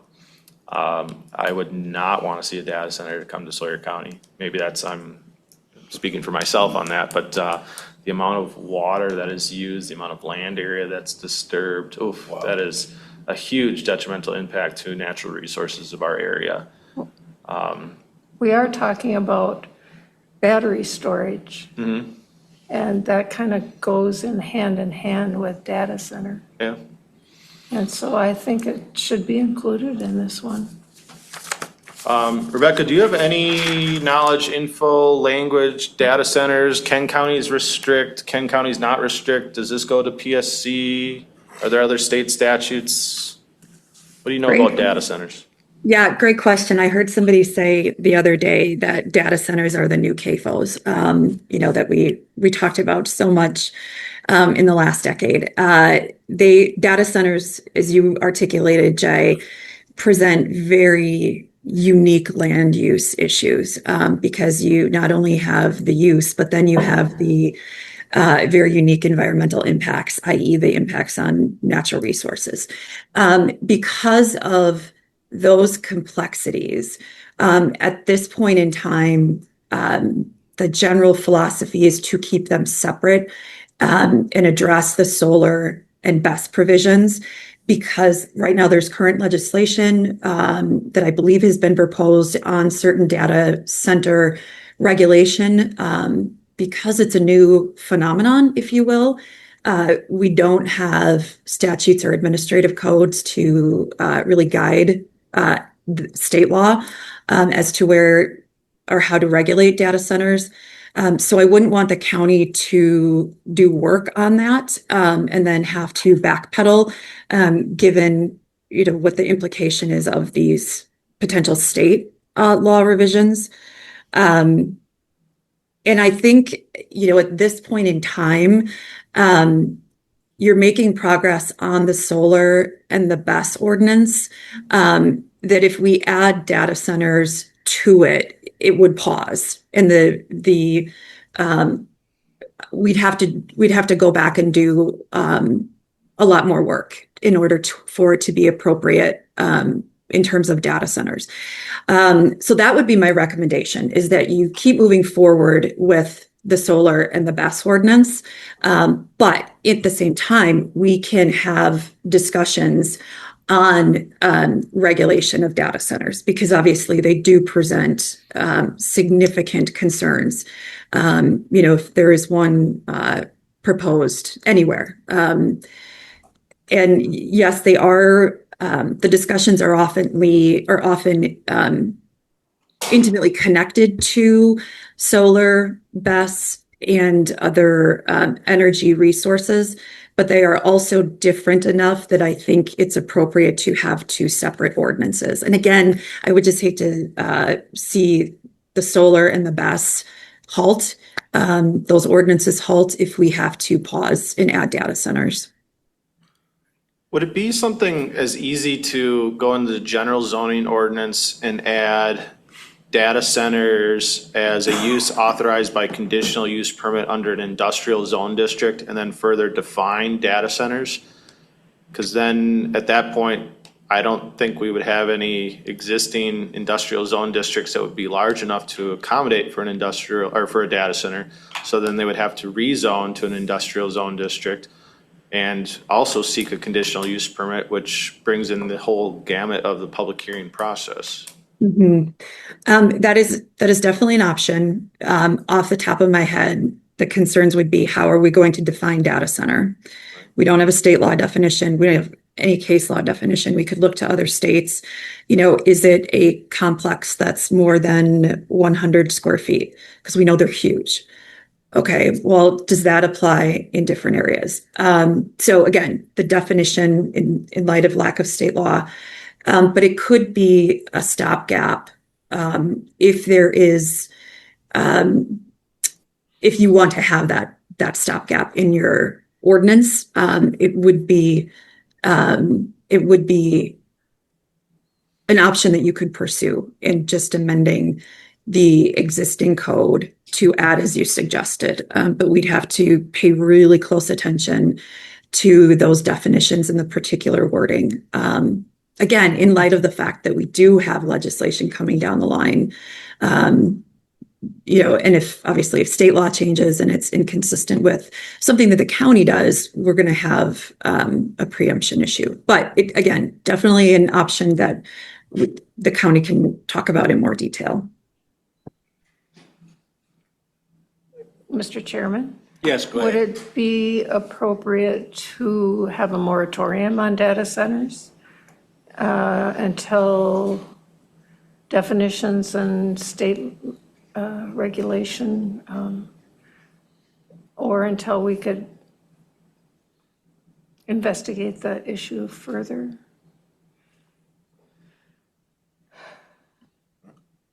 Did you ask me or Ron?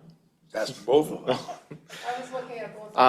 I mean, yes, and I would default back to legal counsel, but we did do a moratorium for the solar ordinance. The moratoriums have to be structured in such a way that you have an ultimate end goal for it, such as the creation of an ordinance. And also to the extent a date certain in which the moratorium would be lifted. If there's not a state definition yet at this point, though, that becomes a little bit challenging. I'm sure there's, like you said, other states may have definitions of what a data center is, or again, you could potentially put a size threshold that over, 10,000 square feet, it requires these additional types of provisions, but I would agree with Rebecca that, let's try to focus on the solar ordinance and the best systems now. And I will start digging into data centers. I don't want to throw it all the way to the back burner, but it's something that try to get the solar one through first, and then we can look at the additional inclusions of data centers, either a standalone or again, as a new definition into the general zoning ordinance, and then a use authorized by conditional use in an industrial zone district, which again, I think as the current structure of the county is going to be really difficult to find that type of niche for that area. I agree. I think we should just get through the solar energy one and then go from there. Hey, Ron? Oh, go ahead, Mr. Magnuson.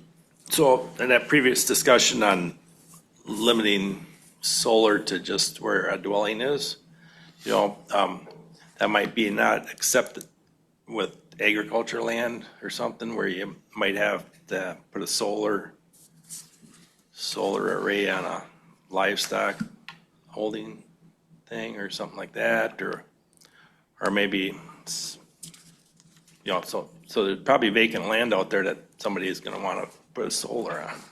So I don't know if we should restrict that. Well, ag is a little bit different because your primary structure, your principal structure in an ag use zone district would be the livestock barn. An accessory structure to that could be solar panels, as long as it's directly related to that agricultural use and that you're not putting 20 acres of panels and selling it back to the grid, because now that runs more into that mid-scale type of solar system. So I think we're covered with, a farmer that'd be interested in doing a ground-mounted array for an agricultural use. That would still be an accessory use to that primary use or primary structure, which would be, the barn or the livestock. Yeah, or maybe there's no barn there at all. Maybe he's just pumping water out of the ground or something, using. Or hopefully wouldn't need too large of a panel for that operation. I know a lot of people have, just a small little panel that runs an electric fence too. Right? I just don't want to put too many restrictions on solar. I want to promote renewable energy as a board member. Yeah, I'll look into that too, is specifically related to like ag use type of operations. Yeah. And Jay, if you'd like, we can circle back too, because we do have some state law restrictions that specifically address regulation of solar on ag lands. Okay. Because fortunately, unfortunately, how you look at it, the best use of land, or the best place for a solar array is agricultural land. And so many counties have struggled with how do we regulate that balance when we have prime agricultural lands. But now those lands are being requested to use for solar arrays. So there's some peculiar state law issues. So let me know if we can talk about that in greater detail. Okay, Chairman or Jay, do we need a motion or anything to have legal review this, or are we just looking for direct? That'd be the cleanest way for me, is that the committee would then task legal counsel with doing a full legal review of this ordinance. I got some of the comments from Kay that I'm gonna work into there. I got some of the comments from Mr. Magnuson that I'm going to work into there. We're gonna keep data centers separately for at least the short term, but try to work that in either as a separate ordinance or into the general ordinance. Hopefully, again, with a motion here, legal counsel and I will review the document that we have with those additional comments and have a polished version next month, which hopefully then we will proceed with sending it to the towns. That is my motion, Chairman. Okay, we have a motion And I'll second that. and a second, but can Marshall do it? Yep, to have legal review. Dave? I'll second that then. Okay, we have a motion by Mr. Schuman and a second by Mr. Magnuson to have legal go over our current zoning or solar ordinance as written. All right, any more discussion on it? I'm just gonna do a voice one, Kathy. All in favor, say aye. Aye. Aye. All opposed, motion carries. All right, number C, Jay. Yeah, so the proposed amendments to apartment complexes or apartments within a commercial zone district as well as bakeries. So last month, it was as a motion to send it out to the towns as kind of like a town review, town poll. And we got those poll results back from the towns. So as far as the ability to allow for apartment complexes in a commercial zone district, we received 12 responses back from the towns. 7 of them were in favor of allowing for apartments within a commercial zone district, subject to a conditional use permit approval process, and 5 of the towns were against it. So kind of a split vote there, here as well. I did have some comments back from the towns. The town of Bass Lake was a no vote. Apartment complexes as part of ad hoc committee and square footage need to be consistent within RR1 and RR2. Apartment complexes should have a minimum square footage for the amount of people that would be using apartments with the correct amount for driveway and car space. Allowing apartments in commercial zone districts puts the health of families, the community, and the environment at risk. To then further go on to the bakery aspect, bakeries in the A1 and A2 zone district would be difficult for Health and Human Services to regulate. The requirements for food establishments are specifically regulated and need to meet specific requirements, and this would allow for reduced oversight of these requirements. The need for the use of proper supporting fire systems suppression would strain current fire department and EMS. That was Bass Lake. Draper, they don't even see the need for requirements of a conditional use permit to allow bakeries within A1 and A2. It almost sounds like they'd want it as a permitted use. Right. Additional comments, Town of Hunter. These types of proposals should be appropriately addressed in the comprehensive revision of the entire ordinance.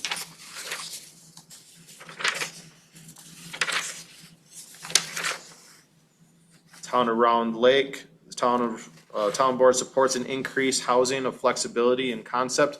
However, the board expresses that apartment development should be strongly tied to adequate infrastructure. The town's position is that apartments should be served by municipal sewer and water whenever possible.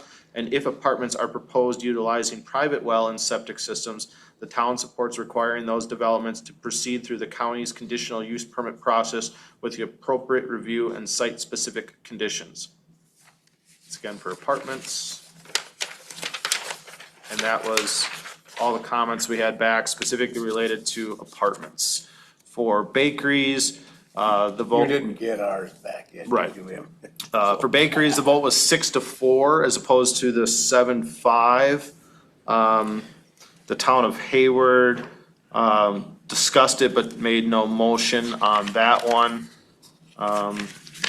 Again, the comments for the bakeries, like I said, Bass Lake said it would be difficult to regulate via Health and Human Services, and they kind of illustrated some of the concerns they would have over emergency services and fire departments. The town of Draper doesn't even see that there'd be a need for a conditional use permit. That should almost be as a permitted use. Again, town of Hunter said it should be addressed within the comprehensive revision or the comprehensive rewrite. Town of Round Lake states that the town board expressed support for allowing bakeries beyond only A1 and A2 zone district. Noted that bakeries should be limited to specific zone districts, so multiple zone districts, not just A1 and A2, potentially F1, R1, RR1. The board's position is to allow bakeries broadly and to rely on the county's conditional use permit process and enforceable conditions as needed to address the compatibility concerns, traffic, hours, nuisance, impacts, etc.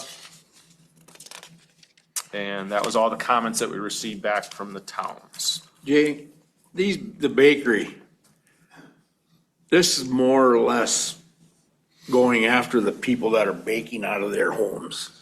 It's the people that are baking out of their homes and then selling them directly to consumers at the home. I'm never going to be able to catch those individuals. My wife likes to bake breads. Okay, we're not attacking my wife that bakes breads for our own personal consumption, right? This is, more starting to flirt on the line of a commercial kitchen. And now instead of making one loaf of bread every week, it's making several loaves of bread every day, packaging them, and then people coming to our house to purchase those loaves of breads from us. For those that, bake a few and then go to a specific farmer's market, I don't see too much issue with that. I don't think we'd want to get into that kind of micromanagement regulation. It's those that are inviting clients, general public, to come to their residence to conduct business, to purchase bread from that establishment. That is where you start flirting that line of, are you truly now a commercial type of operation? But And we have several identified in the county. There's been so many of them that's been doing it for years and years. All right, and if this And is something take that a we. look at the Amish. Right. I mean, we don't have too many of them around here, but I just think that we don't need to oversee the in-home bakeries. That's just my thought, but whatever. And that's fine. I guess if that is the position of the zoning committee, I would probably want to, again, still add a definition of what a bakery is and then allow that as a permitted use in those specific zone districts.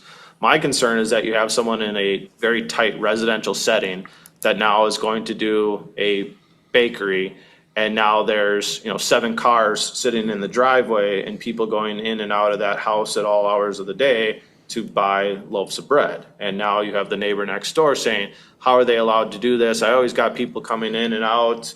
We have a shared driveway and I can't get out of my driveway. And that's where some of those zoning concerns start to kick in is, how far do we allow these bakeries to go until we say, nope, you're now running a commercial type of kitchen operation. Okay. I'm not trying to attack No. bakeries either, and I've been to some of those bakeries Me that too. offer them, and they're great, they're wonderful, I love them.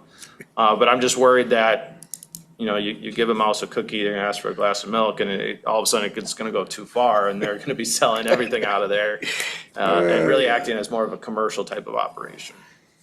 All right. Couldn't we let the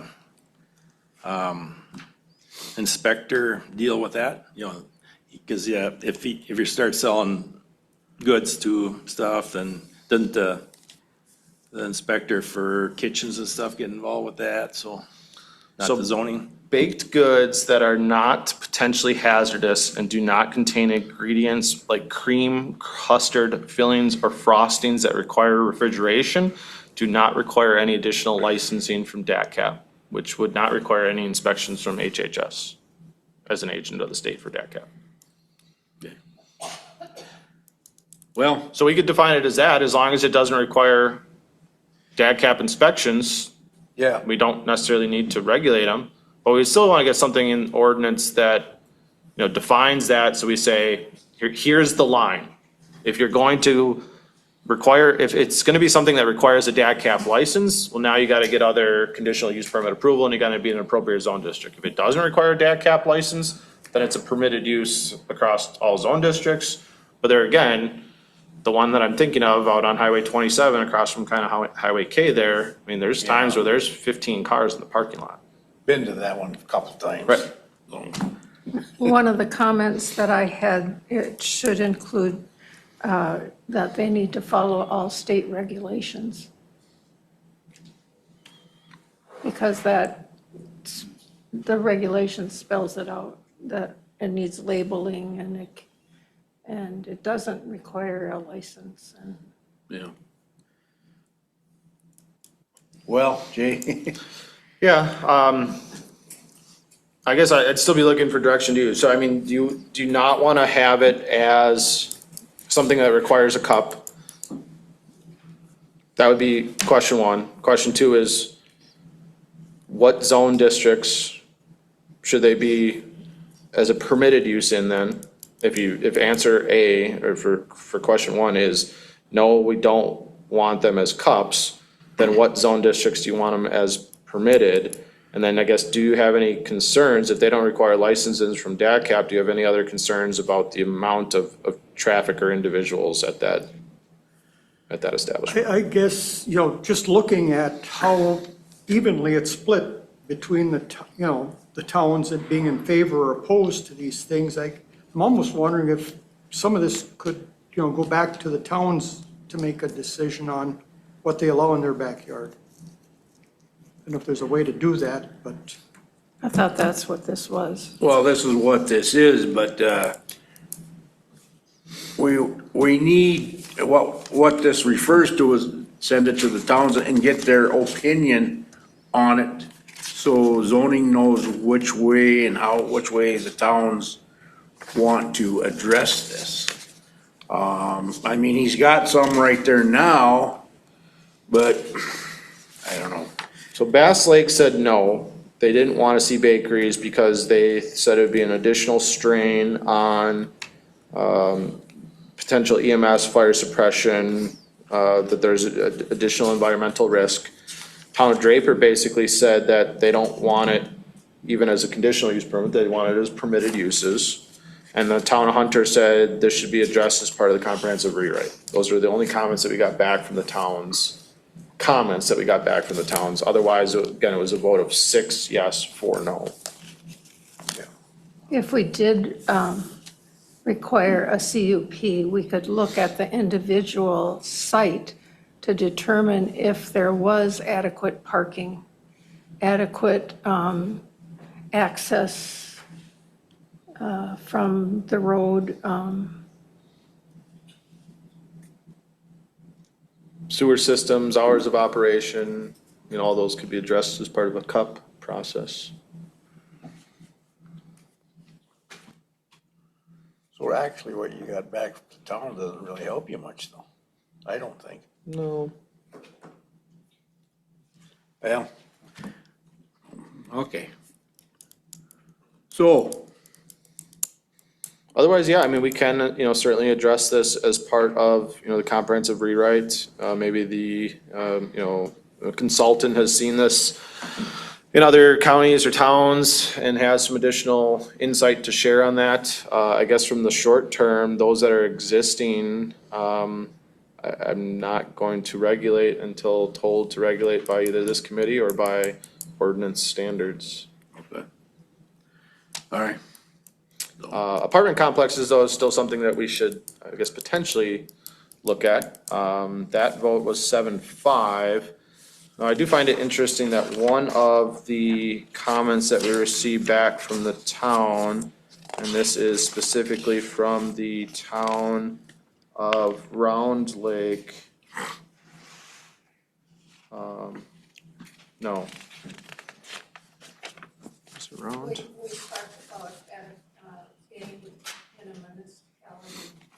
No, so this was from the town of Bass Lake, that apartment complexes was part of the ad hoc committee and square footage needed to be consistent with the RR1 and RR2 zone district. I will say that the information that came out of ad hoc committee would not allow for multifamily development or multifamily dwellings within an RR1 zone district. That was specifically removed within the RR1 zone district. No. But yeah, and we can, not move forward with any of this and, add it as part of the proposed comprehensive rewrites.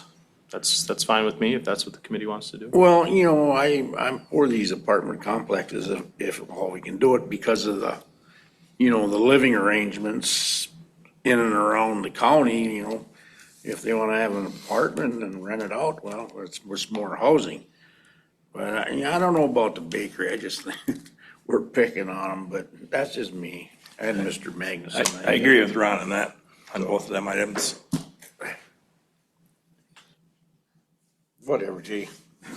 That's just, you and Rebecca are the legal counsel and you're the administrator.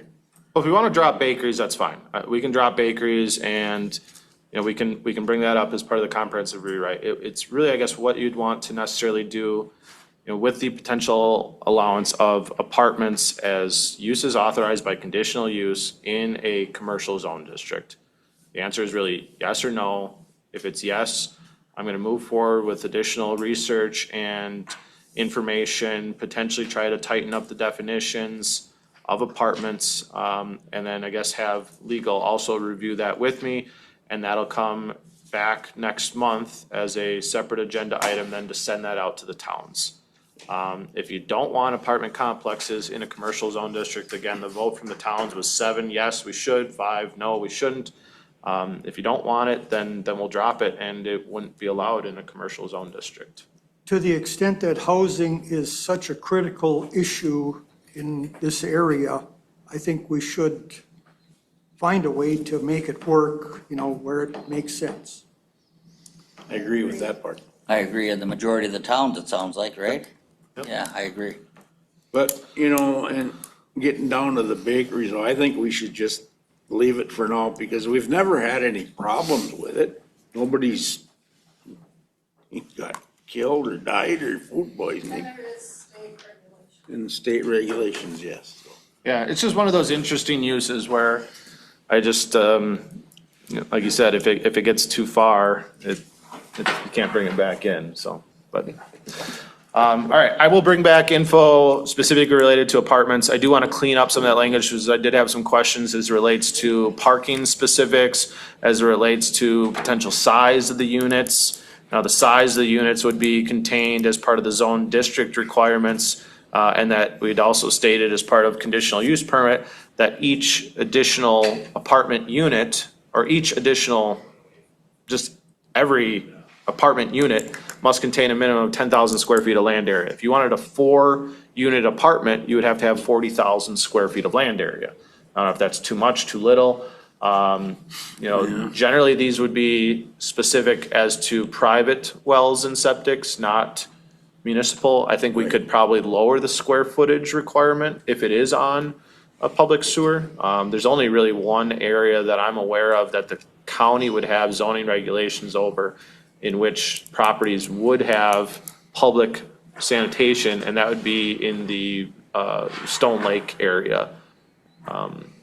Otherwise, you'd be in the city or village municipality, which would have their own zoning regulations. So that's what you'll see next month. I have one other item then as far as new business, and you received the potential draft for the request for proposal for the zoning ordinance rewrite.